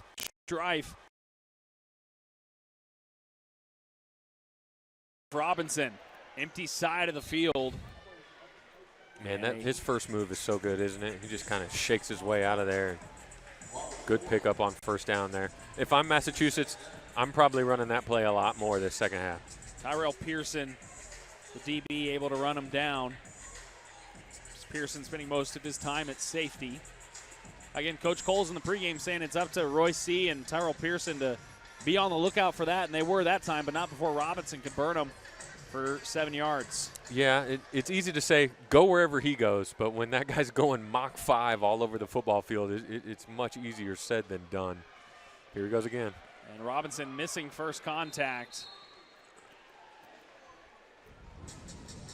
And tackled down by Jacarius Smith. Yeah, I mean, 2 guys had a clean shot there at Robinson in the backfield, and he's able to elude them and still find a way to pick up the first down. So good job by Smith finally getting him down.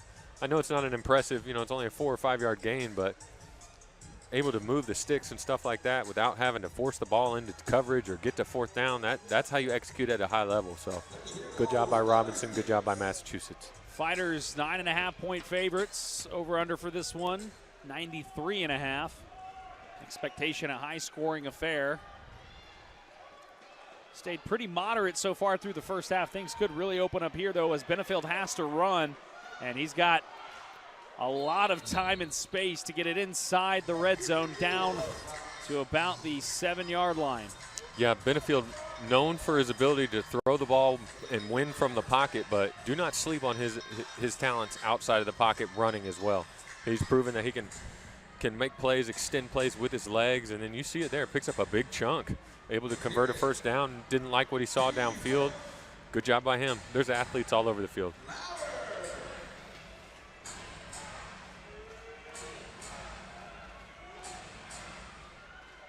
Here you go. This is an interesting formation. 2 receivers into the boundary. Oh, here they go. And a flag before Robinson could start his run. False start. Number 74, offense. 5-yard penalty. It's still first down. Yeah, Jeremy Cooper getting a little excited, trying to get a head start on the offensive line. Probably telling you it might have been a run play, trying to get Jimmy Robinson the ball again inside the red zone. But back them up a little bit. You got 1st and goal from about the 12. Look for them to maybe utilize a possible screen or something, find a way to get the big guys out front and lead way for Robinson, or maybe a bubble screen to Owens or Zico.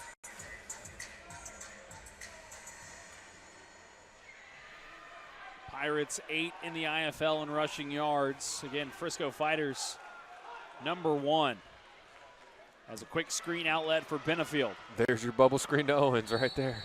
And Owens pushing hard will make it to the 2. Yeah. Yeah.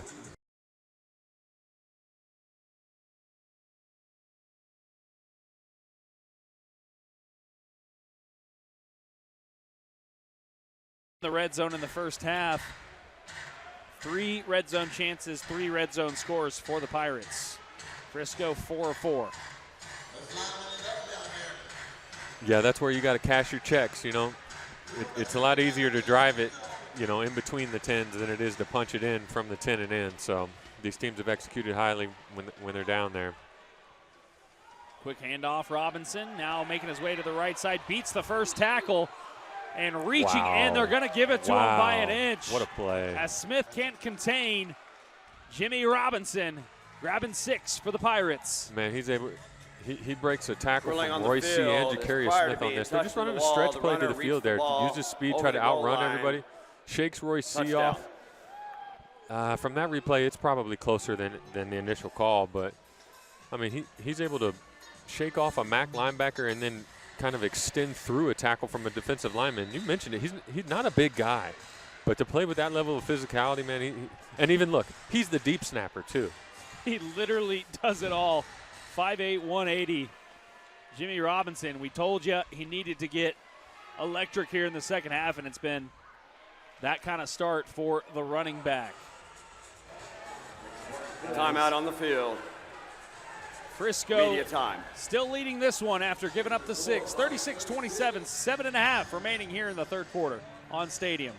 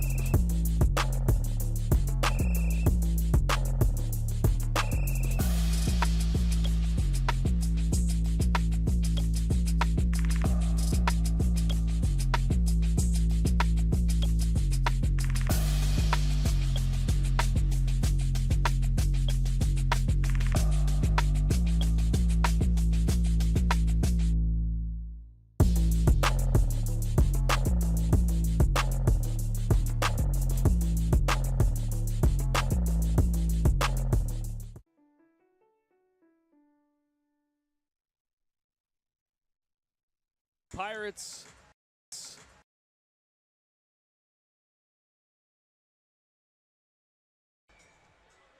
He's trying. It's a deep kick from Henry Nell. Good kick, man. And back-to-back deuces. Crawford with 1 and Nell, The deuce the attempt former by rugby star. Massachusetts is good for 2 points. Grabbing the ball will be 2 placed more at the 5-yard line. It's first and to 10. Push it to a score. Yeah, great kick. And we've mentioned it before. You can't kick it too high in this building, even though they removed some of the speakers and the jumbotron that hang right down the middle of the field. It's not a just ginormous arena with a monstrous ceiling, so you kind of do have to have a directional drive to it, and both these kickers have done it here in the second half. So Momentum changes quick in the indoor game, and right now the Pirates with a bit of an edge, but the Frisco Fighters with a chance to respond. yeah, well, Frisco hasn't had a chance to possess it yet in the second half. They've scored on every drive, so. Open things up here in the second half with a deuce from Crawford as Edwards close. connects with Tiers. Looks like he may be right on the sticks. Yeah, it is a first down, so a nice opening play for the Fighters. But yeah, I mean, It is their first possession, but that deuce was huge from Crawford. It makes it a 7-point Timeout on the game field instead while of the 5. chains are repaired. Yeah, I mean, anytime you can keep it within one possession, that's exactly the goal. That's why you try to steal possessions and stuff like that. But, man, on that last play, Massachusetts is in a zone coverage there, and their flat defender just buzzes out to the wall a little late, but TJ beats him to the wall by a hair and ends up being a first down, but, man, that was close. It's a fake handoff. Edwards with the block. We'll have another first down for the Fighters. He's just about a yard or two shy of the Pirate 20. Yeah, cool play right there. They put empty set, put Martez in motion, fake it to him, and then follow him. So it's almost like a play-action lead. And O-line, good drive off the ball there. TJ explosive with the football in his hands, big pickup. So Frisco picking up where they left off in the second half, big chunk plays. So good job by them. Edwards so far 9 of 11 through the air. He's got 5 carries, 25 yards and a touchdown, 2 touchdowns in the air to Faison McClurge alone. As now reaching over the line is Martez Meatball Carter. Nice tackle there by Matt Elam, but another interesting formation by Coach Coles and the Fighters offense. They kind of loop a receiver around and kind of making you think that maybe TJ could pull that, and they run the option with the inside wide receiver. So just putting stuff on tapes that other teams have to prepare for if they watch them on film. So I like the way Coach Coles is executing and calling this game so far. Third quarter flying by. It was a 7-minute possession for the Pirates on their first one here in the second half, and now it's clock trickling down to 5:15 here in the third. Flying by. Edwards. Deep pass, in zone, caught and over the wall. Faison McClurge with the hat trick.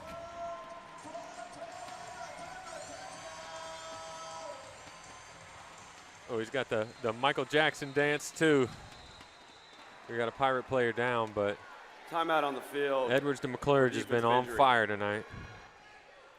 3 connections, and like you mentioned, a Massachusetts Pirate down. Edwards was facing immense pressure before he got that ball off. Great throw. And it looks like that's down C.J. Holmes, the DB that got injured on the play. Yeah, hope he's okay. They kind of both hit the wall funny, and he almost went over the back of Faison. He's grabbing at his ribs. Hopefully it's just the wind knocked out of him. When you get your ribs cranked on, it hurts pretty bad, man. Tell you what, the T.J. Edwards, Faison McClurge, or Faze as some call him, as Holmes walks off under his own strength, but that connection all season has just been tremendous. And, Edwards really had to work around some younger receivers coming into the season, some unexperienced guys, and you would never have guessed it with the way that he has developed these receivers. Yeah, guys have really stepped up, and credit Coach Coles for bringing in a bunch of guys that can play. So those first few weeks of the season, he's trying different combinations of receivers out, seeing who can do what, who can mesh well with the other guys. And credit TJ. It's not always easy when you don't have the same guys in to develop a rapport and chemistry with everyone, because guys run routes differently. You try to teach them to all run similar routes, but not everyone's stride and step and speed is all the same. So TJ's done a really good job. I think he's made some really big strides in the passing game this year. Losing one of his biggest targets from last year. Germ the Worm, Jermanique Smith. He's up in Edmonton with a few other Frisco Fighters, Justin Rankin and Cordell Stewart. So Bryce Crawford now, as we get things back to on-field action for the PAT, but a nice response from the Frisco Fighters, and an even nicer throw from Edwards to McClurge, his best of the night. The PAT is good, and the Frisco Fighters, Timeout on the field. 42-29, they lead this Media one. time. They have control. 4:15 remaining in the third quarter here on Stadium.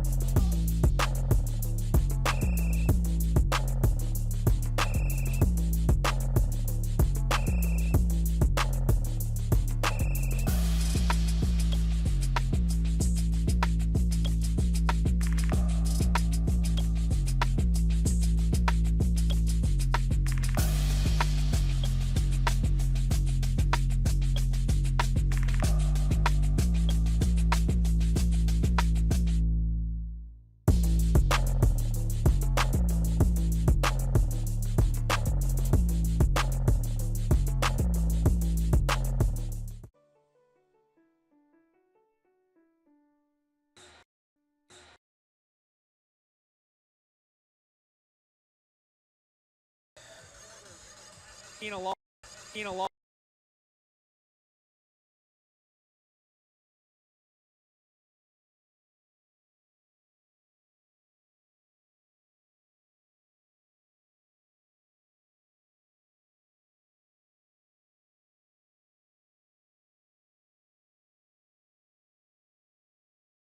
Nico on the return. My 8s and 1s confused, and imagine this will be a, I was going to say lengthy meeting, but quick resolution. Here's Austin Wright. During the return, holding return team number 24, half the distance to the goal. It's first down. So after all those flags, it's just a holding on Paris Ford, the DB. Everybody saw it, though, apparently. Everybody wanted a chance to call it. And, you know, penalties. That was one of our talking points in halftime about something the Pirates need to get a hold of. And seen a few here on this opening draw, or excuse me, in this third quarter that have set them back. And this another.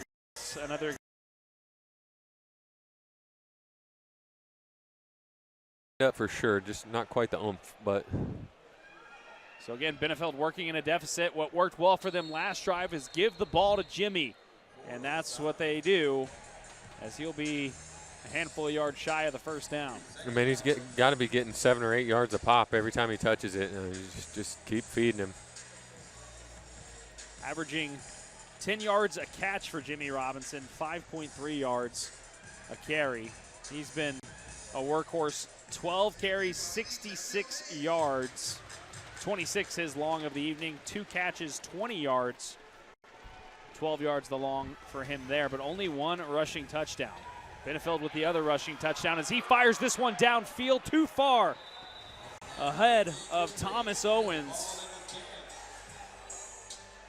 Yeah, they tried to get behind the defense there. McConnell was kind of late in his bail to get to his zone, but just a bit overthrown. I like the aggressiveness. What I didn't like seeing was Darren Carrington, the wide receiver from Massachusetts, running with his arms in the air like, oh my gosh, I can't believe you didn't throw it to me. As a quarterback, you know, you do your best to find the open guy, but you ask your wide receivers, hey, don't show me up here, man. I'm looking for you. I'm not going to find you every time, but don't show me up if I don't find you. 2.5 left here in the third quarter, just the second possession for the Pirates here in the third frame. Diagonal pass caught by Owens, who immediately gets pushed into the wall by Lionel McConnell. Again, McConnell, a guy you'll see all over the field.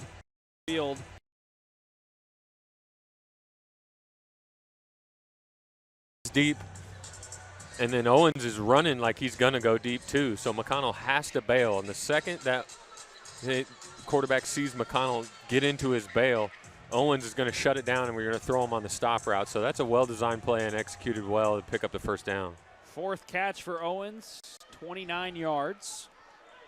And again, a touchdown here this evening as this one shuttled over to Robinson on first down. Just another 5 or 6 yards on first down. Every time he touches it, positive things happen. And just a little toss play to the field, nothing fancy. Frisco's actually able to avoid getting hooked and that turning into a big play and force him to kind of cut it back.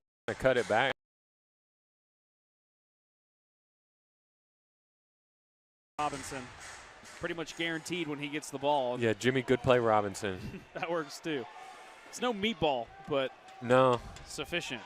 Fastball. Another deep pass from Benefeld. This time, no doubt about it, that ball is caught. T.O. Redding for his second touchdown. Yeah, and you see it. That's the same type of concept. They send all 3 guys down the field there. And anytime you fake it to Jimmy Robinson, you're going to get guys' attention. It's a good call against the cover 2 type coverage. McConnell doesn't chase his guy down the wall. Able to find T.O. Redding in the end zone. So Massachusetts hanging in here, doing what they need to do, scoring on every drive too. Looks like Nell is going to. He's going to try the drop kick for sure. Try a drop kick again. He missed one earlier. Just kidding. Here comes the holder. They fooled us.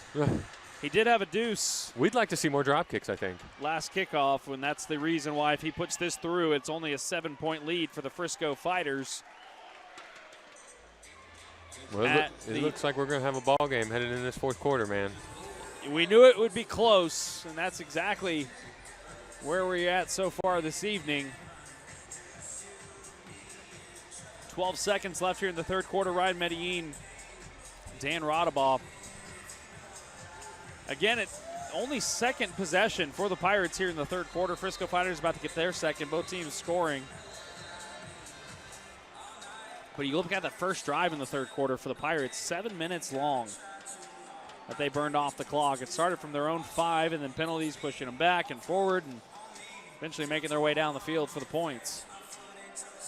Yeah, they got all the tools in the toolbox for sure to do whatever they want on offense. And, you know, when they put it all together, they can be scary. But like you said, they lead the league in penalties, and a lot of them come at inopportune times for them. So if they can get out of their own way, they're hard to stop. But Frisco's doing everything in their power to just handle business, just keep scoring on every drive. If you do that, you're tough to beat, man. So again, because of the deuce from Nell, only a 7-point lead. And yeah, this is a big kicking decision right here, too. Will he try for another one?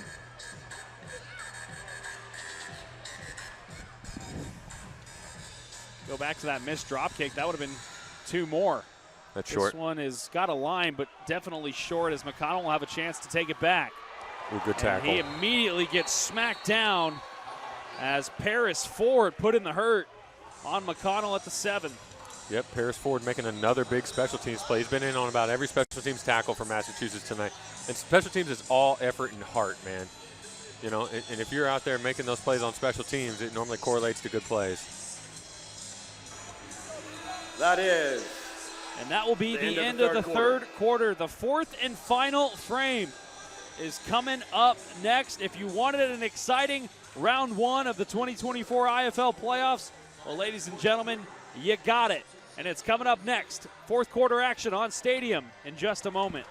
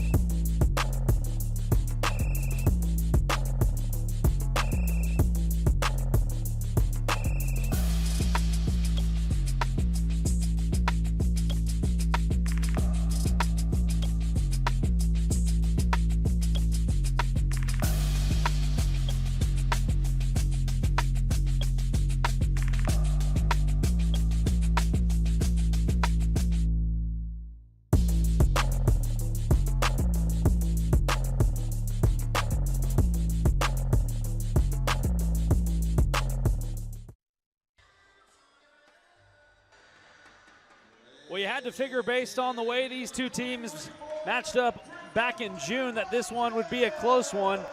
52-48 was the final score in that ball game, and this one 43-36 heading into the fourth and final frame. Ryan Medellin alongside Dan Rodabaugh. Dan, we just showed the graphic how close that last game was, and I know you really took it in. You were staring at the screen really hard, and just tell me your thoughts about, did you expect it to be this close? I mean, in the playoffs, for sure. This is what you want. You want it to go back and forth. Blowouts are no fun. And, you know, both of these teams are extremely well coached. So I wouldn't expect anything less. I expect it to come down to the last possession. You know, it's one of those things, too, where, and I'd love your take on this, as Frisco will start on their own 5, but you don't want to get overhyped because it's the playoffs. You want to stay and play your game, but you also have to kind of take it up a notch because it is the playoffs, as Edwards gets across the 10. Couple, maybe 4 or 5 yards shy based on our angle that I'm seeing. But what is that mindset? Like, you don't want to overhype yourself.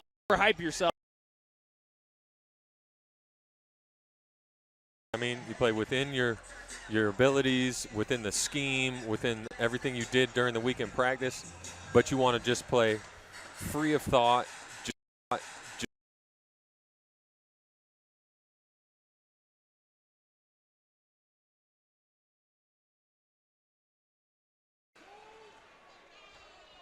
Frisco Fighters with possession. Edwards immediately keeps the football, and he'll get tagged to the wall, but gets the first down. He's so fast. He just looks like he's going so nonchalant over there by the boards, and it looks like he takes big collisions into those boards, but he's strapped up with all that armor on. He's a tough guy. If you look at it here, look at all those big guys out front. He's got Noah Johnson pulling, leading the way. Matt Elam comes up and lays a good lick on him. They lick on him. They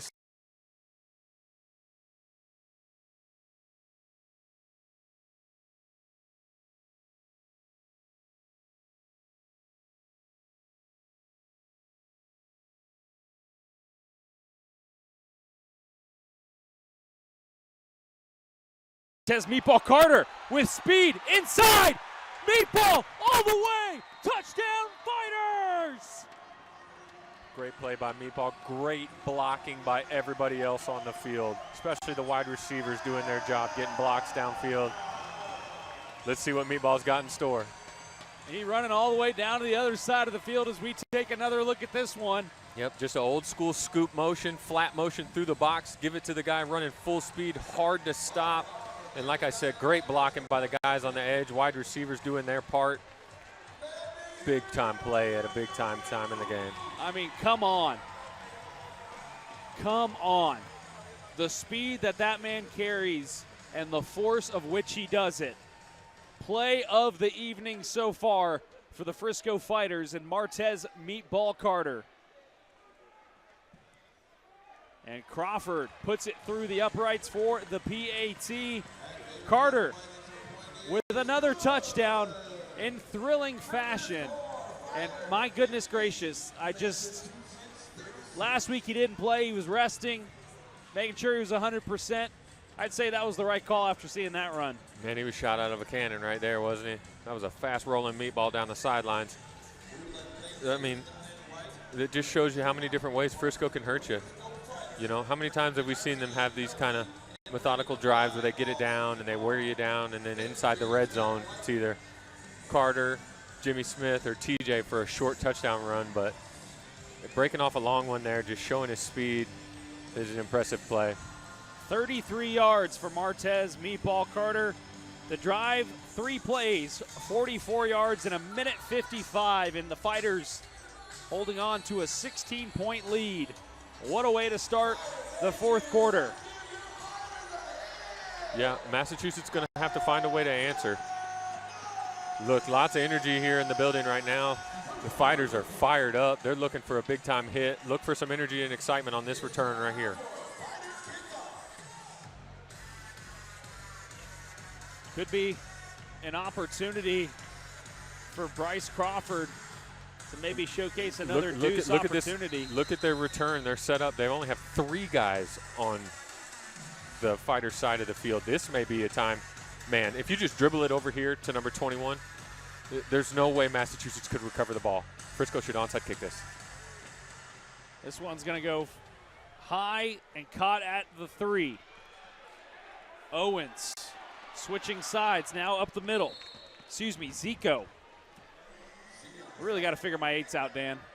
They're both really good players. It's hard to get them confused. They both make big-time plays all night long. So Jimmy Smith, first one down there on the coverage, unable to get him down initially, but slows his progress and lets the guys rally and tackle. So, in this broadcaster's opinion, I think this drive pretty crucial for both the Pirates and the Fighters while there's still a lot of time on the clock. Yeah, and can you feel the energy? It sounds like it's got a little more pep in their step in here too. So the crowd's getting behind it. They understand the severity of the situation, and Massachusetts definitely needs to go into their bag of tricks and get it done. But they don't need to do anything special. I think your answer here, if you're Massachusetts, is keep giving 3 the ball. There they go. And Robinson, like you said, Dan, getting the ball on first down, and he rolls across the 20. Yeah, good scheme there. They use a wide receiver to kind of pin seal the MAC linebacker, let Robinson expose himself on the edge, and He does all the hard work there, picks up a quick 15, 20 yards in the blink of an eye. So, like I said, you don't have to do anything special. Just get a score any way you can if you're Massachusetts. And most of the evening, that's been on the back of Jimmy Robinson.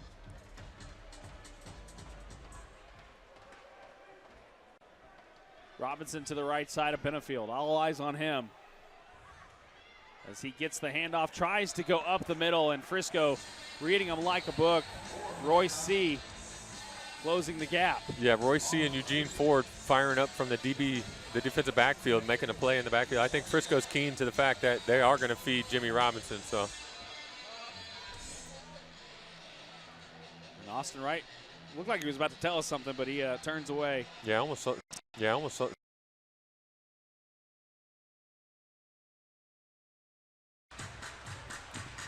You said it, though. This is a big drive for Massachusetts. They got themselves off to a good start on this drive, but they need to execute it. Short pickup on first down there. So Robinson in motion.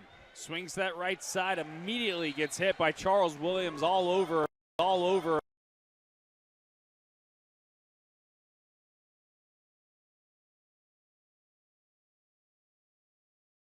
He's not the biggest player. He's not the fastest or the strongest, but he's probably the smartest guy out on the field. He knows how to play with leverage. He knows how to play with angles. He's been in this game so long, he understands scheme. So he's able to affect the game in many, many ways. He's blocked a ton of kicks, too, on special teams. So makes a good tackle there, puts him in a 3rd and long. Advantage Frisco right here. Massive 3rd down coming up for the Pirates and Fighters. This ball Good throw. heaved and caught into the end zone for a touchdown, and that is exactly what the Pirates needed. Thomas Owens, untouched. Yeah, another good scheme. Both of these offensive coordinators are dialing up some good ones right now.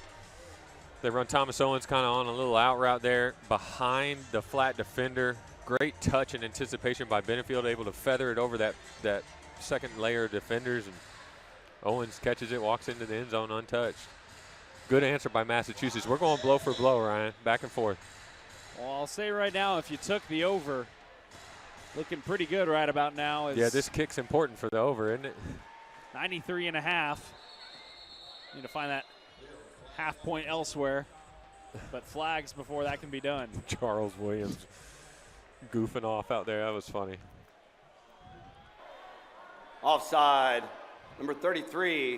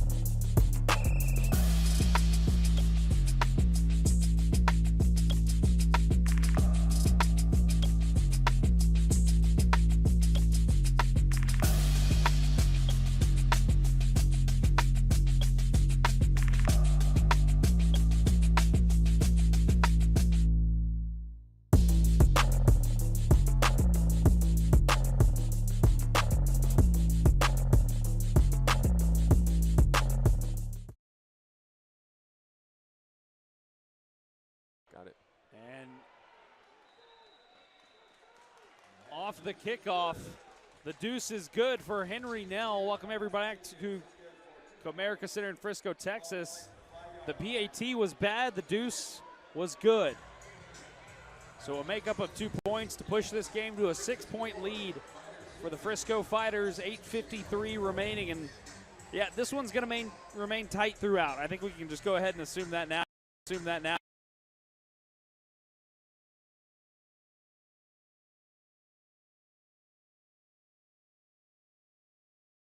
This game, you'll need it to continue throughout the rest of the night. Yeah, that was a big-time kick right there. But the ball game's in the hands of Frisco Fighters right now. All that.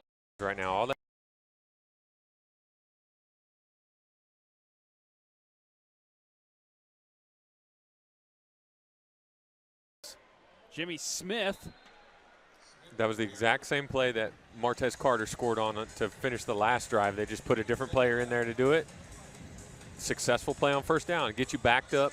You know, you're backed up on your own 5-yard line. You can't just necessarily drop back and throw bombs from back there because you've got to worry about taking the sack and maybe a safety. So I like Coach Cole's going back to what's been successful.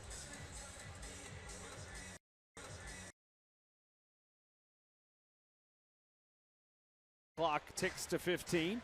Yeah, and I promise you, they're not trying to waste time. They're just making sure everyone's on the same page, you know, executing at a high level. So quick pass from Edwards. We've seen that play a bunch tonight where he just whips it out to the wall. And on the wall was Spencer Tears.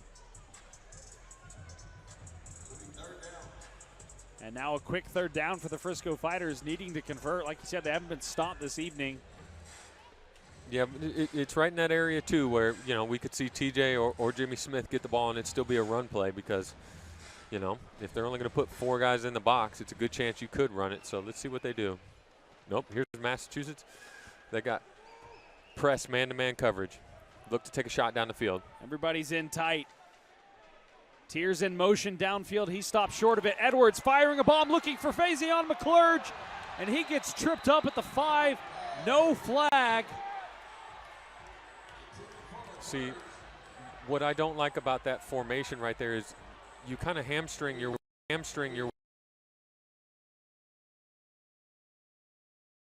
He's got to avoid Jimmy Smith and 2 DBs there. It's tough to squeeze through there, man. So Hafford on the coverage, excellent coverage. Yeah, you could argue that maybe he was held or collided with, but I think that may have been a smidge overthrown too. Crowd wanted a call, they don't get it. Yeah, And big now play, a Ryan. massive 4th down for the Frisco Fighters. No doubt they're going for it. They're press man again. They press him in the boundary. Work phase again. Edwards looking. Tears. Into the wall. Oh, it's Does he have intercepted. it? Or is it an interception? They're going to blow the play dead and say it was incomplete. It looks like it went right off of Tears' hands. It's on that side of the wall where here in the broadcast booth we have no visibility. Oh, he's hurting too, though.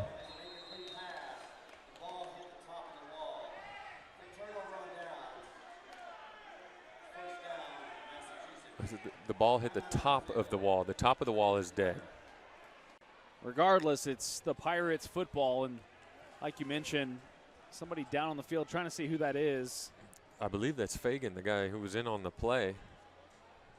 Here's another look at it, see if we have a better angle. Hope he's all right. But he looks in quite a bit of pain right now as he's collarbone or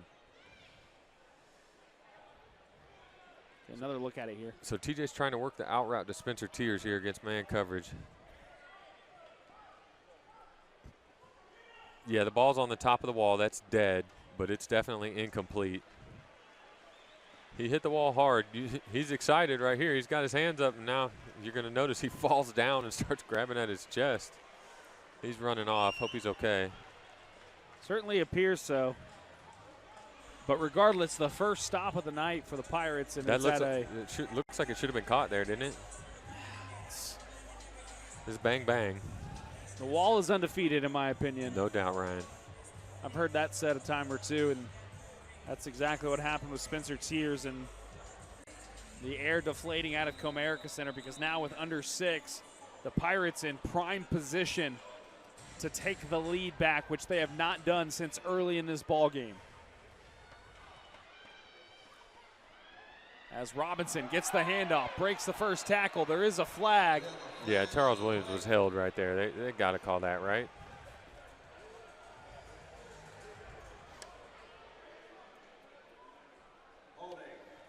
Four. Yep.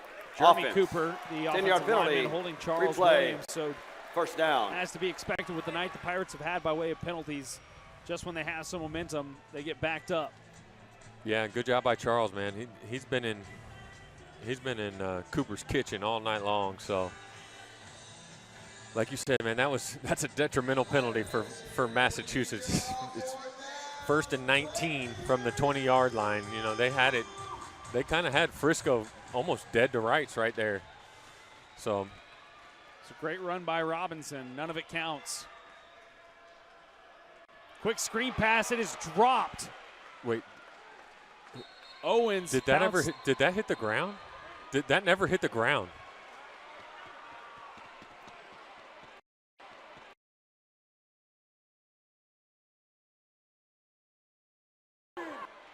It was definitely forward, so we're not worried about it being a backwards pass and possibly a fumble, but that looks like it hit Owens and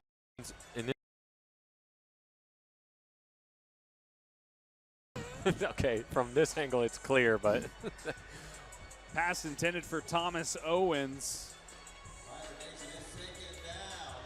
And now a second down. If the Fighters are somehow able to stop this Pirate offense on this drive, that would be absolutely massive and a critical point in the ball game. 4:19 left in the fourth quarter here in the first round of the 2024 IFL playoffs. Winning team goes on to the Eastern Conference Final in Green Bay. As a quick pass is caught by Robinson, who continues to bulldoze his way to the 5. man, he's so impressive. Puts his arms down. He's exhausted. Yeah, I mean, running, catching, special teams, he's been everywhere tonight and picks up 15 yards. 15 yards. He's like we said, he's a great player. Robinson, 17 carries, 95 yards, 6 catches for 60 yards. Wow. And then another 30 or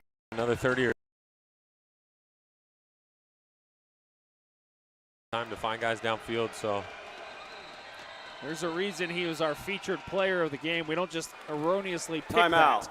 Massachusetts. So Their that's first of the interesting. half. Mass burns a timeout there. If they do score here, they're going to need to try to squeeze a possession out later, because if they score now, Frisco could probably, take it down and take the clock down and try to score last. Yeah, we saw them, Frisco that is, execute really good clock management at the end of the first half. Yeah, so now Massachusetts, you kind of take the onside kick out of your repertoire now. With only 2 timeouts, you can't onside kick anymore because you can't purposely force them to stop on 3 downs with only 2 timeouts. So Pirates burn a timeout. They'll have 2 left. Down by 6. 3:23. Loser goes home.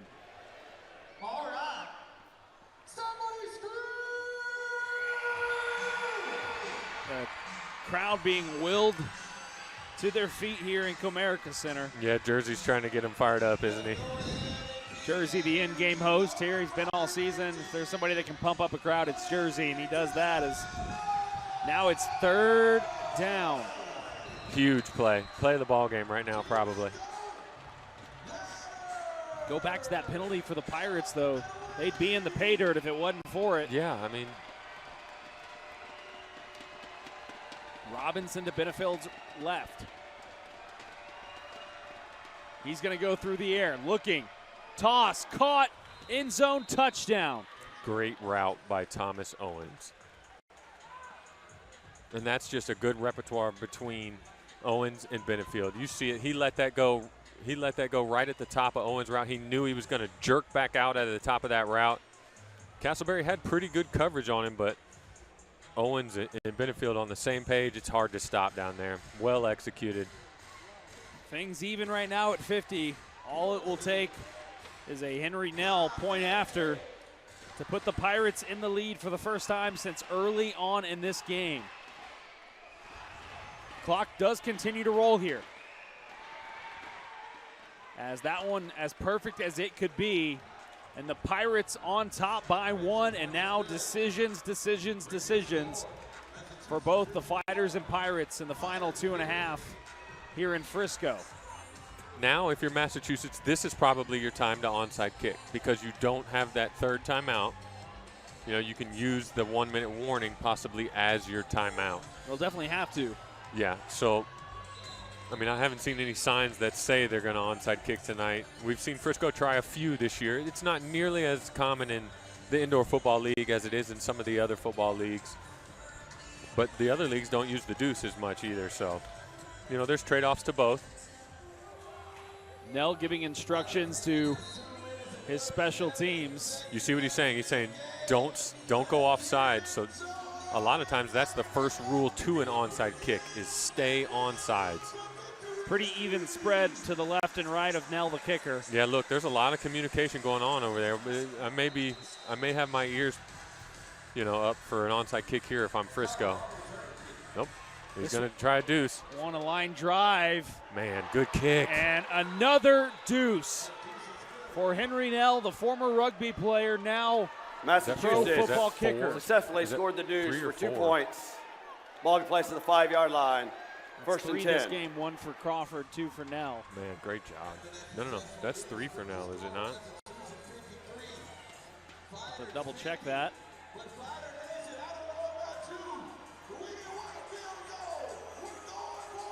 That was a great kick. But if you're Frisco here, don't freak out. Don't feel pressured to have to score quickly. Just execute your offense like you have been all night.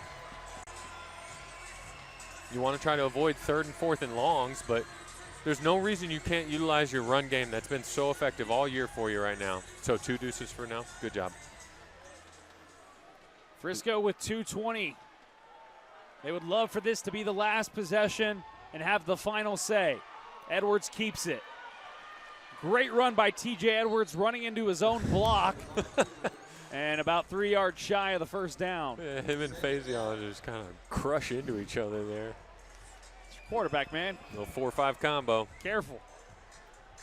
Like they said, they've been connected all season. It's only fitting, I guess, that they the magnet sometimes collides with the negative and positive. That's right. And I like this. We're not in a rush. You don't need to be in a rush. Just run your offense. That stop was so massive for the Pirates on the previous drive for the Frisco Fighter offense. Frisco's got to turn this to points as Martez Meatball Carter gets gobbled up. Are they going to say he's short? Yep, they're going to mark him just short. Gosh, that's maybe inches. Okay, now if I'm Frisco, I want to run a play here right before the 1-minute warning. I want to get one off. I don't want to let it get inside 1 minute and be a 4th down decision. So it's going to be a 3rd and inches for the Frisco Fighters. I don't think they're going to get this play off. 10 seconds till the 1-minute warning. We'll see if Edwards is able to snap the ball before. Now 3 seconds. And it looked like they tried to. This is TJ's got to be aware there. 1-minute warning. He's got to be aware there. Stops it down, and we will head to the 1-minute warning. And what a 1 minute it will be. A 3-point lead for the Pirates. The finale coming up next on Stadium.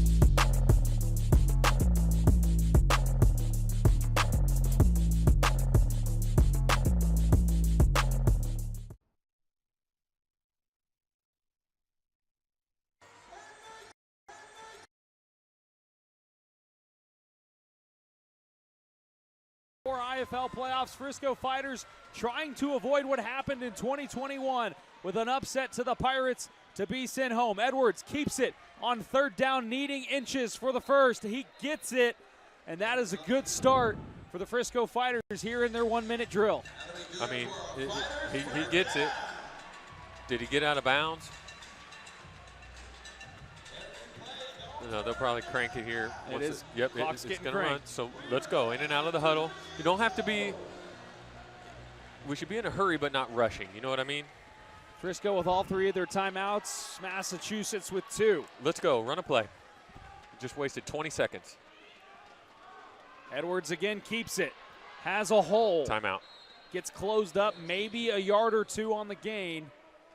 And it looks like Coach Andre Coles will take the timeout. And you know, one of the things, and it's very fitting we talked Frisco, about this. Their first of the half. In the pregame 30 seconds was in that length. Coach Coles saying that every single practice now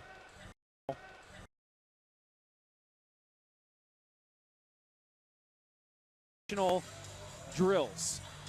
You have to think this is at the top of the list of situations you want to be prepared for. Yeah, and this is, if they've been working on situational football, this is the one that you've been working on. So I expect them to execute at a little bit higher level with a little more urgency, a little more pace. I'm just seeing guys walking to and from the huddle. There should be some energy, maybe some clapping, you know, some excitement, but I mean, at this point, Dan, worst case scenario here, you get the ball maybe. And look, we saw Bryce Crawford hit a 52-yard, but you don't want to leave it on that. My kicker. But I'm saying worst case scenario. Our guy can definitely do it. He can do it. We've seen it before. Frisco does not want that to be an option as Edwards looking deep, has plenty of time, and misses on an incomplete pass. Cole Blackman. He's got him. He's wide open. A great scheme. He's wide open. And now another third down for the Frisco Fighters. TJ throws a bounce pass in there. Unfortunately, those are the ones that you have to hit. Now 26 seconds on the clock. It still don't have to be a touchdown. You can pick up a first down or 2 here and then take a few shots when you get towards the red zone, but there can be no more incompletes, no sacks. These all have to be positive plays. So.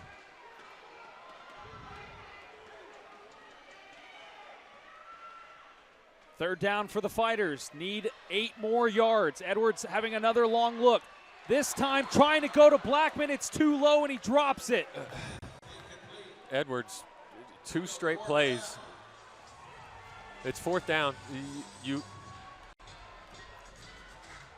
he going to kick it? Call timeout. I would think you call timeout here and figure it out. You call a timeout, regroup, let TJ wipe his hands off or something, figure it out. I'm not sure I like this right now. I'd probably get in an empty set and spread them out. You know, they've shown a propensity to play a lot of man coverage. So, look, you're getting press man.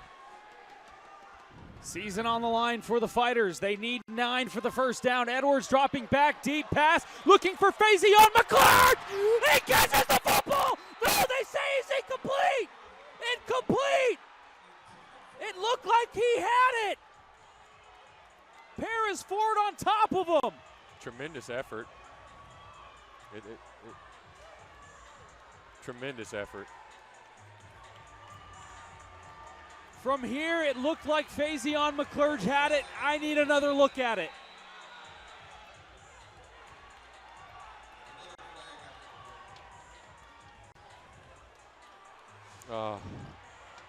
Under his belly on the far side from where we're sitting. Almost a miracle moment. I mean, I see Coach Coles with the challenge flag in his hand. I mean, he's got a challenge, whether it's can you challenge pass interference? He was definitely being held.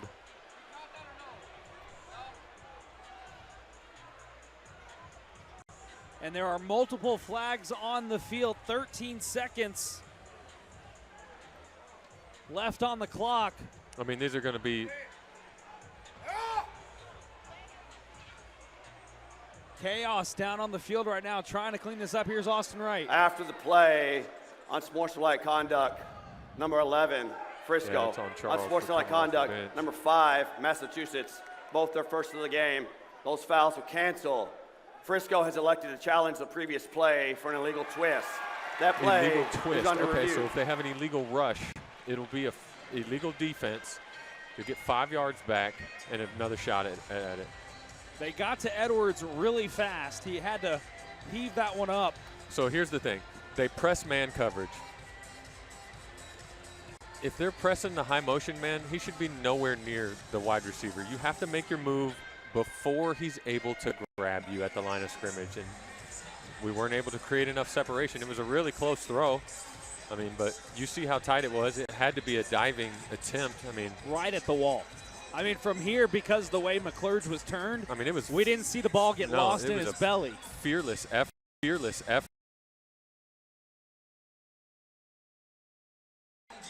Yeah, it's just After review, the ruling on the field of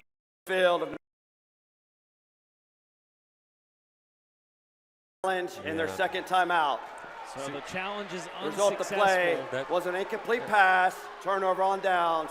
It's 1st and 10, I think Massachusetts. that's why if you're Coach Coles, before that play, I think you call a timeout and you talk to your guys. Hey, they've pressed us all night long. Expect the press coverage here. And you talk about a release. You talk about where you're going to go with the football.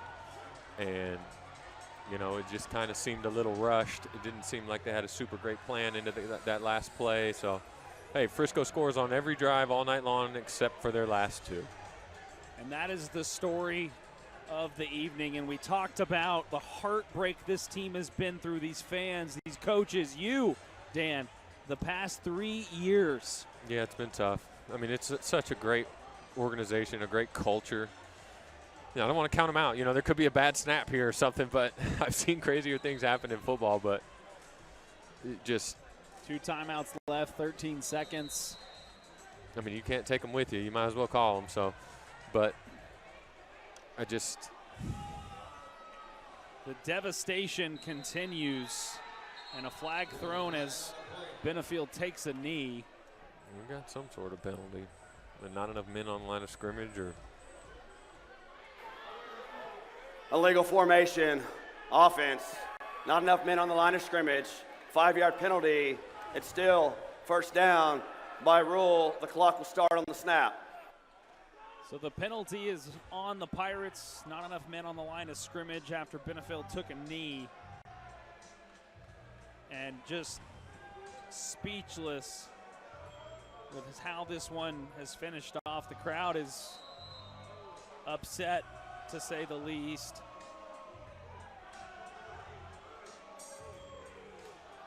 And it looks like Benefield's going to take another knee here. And the clock will roll. Timeout. Frisco, their 3rd and final of the half. Please set the game clock to 9 seconds. Frisco will use their final timeout, 9 seconds, 2nd down. And I just, if you're a Frisco fighter, player, fan, coach, not sure if there's words on how this one, like you said, they'd scored on every single drive this evening. Except for the last 2. Except for the last 2. Credit Massachusetts, though, man. They came out in the second half. They realized that Frisco couldn't stop the run. They ran it right down their throat. It has been a heck of a game, to say the least, for the Massachusetts Pirates. Staying vigilant, fighting through adversity, and it is going to pay off as Benefield takes a knee, and the Massachusetts Pirates will advance to the Eastern Conference Final and head up to Green Bay for a date with the Blizzard, as the final score in this one is 53 for the Pirates, 50 for the Frisco Fighters. And all the players on the field shaking hands. And again, 3 years of heartbreak turns into 4 for this franchise. Not being able to punch their ticket to the 2024 IFL National Championship.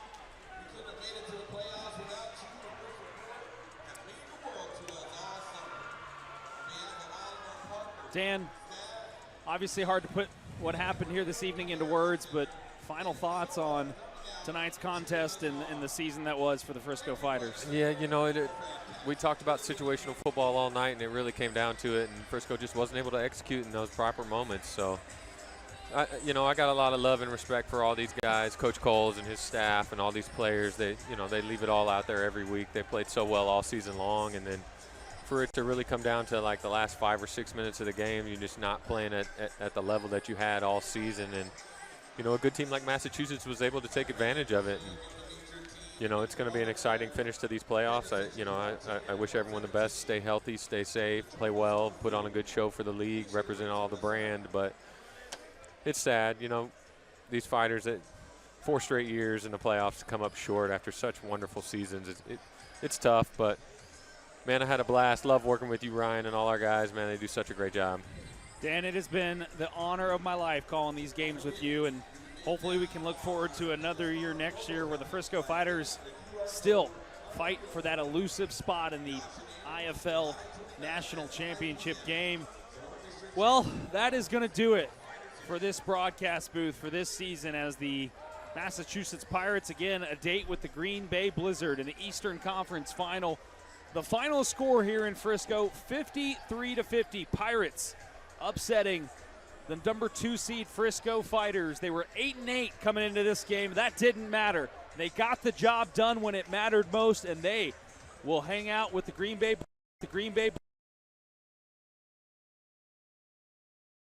For Seth Biley, our producer, for Ben Taylor, our director. Thank you, everybody, for being with us this season. It has been an honor, and good night.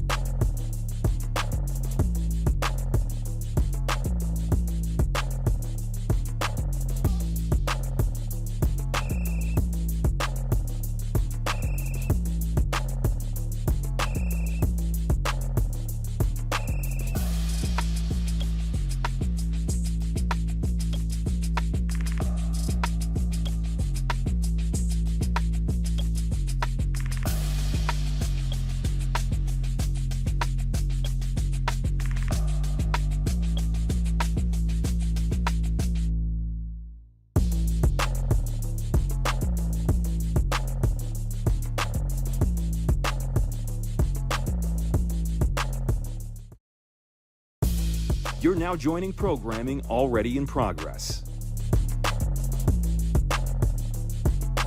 Conservative looking to pay for him. I mean, if you take a look at the White Sox roster as a whole, this guy, you mentioned that he is having a down year for him, but there is an upside with his talent, Yes, though. for But sure. what sort of value would he have on the open market? I wonder if that's a guy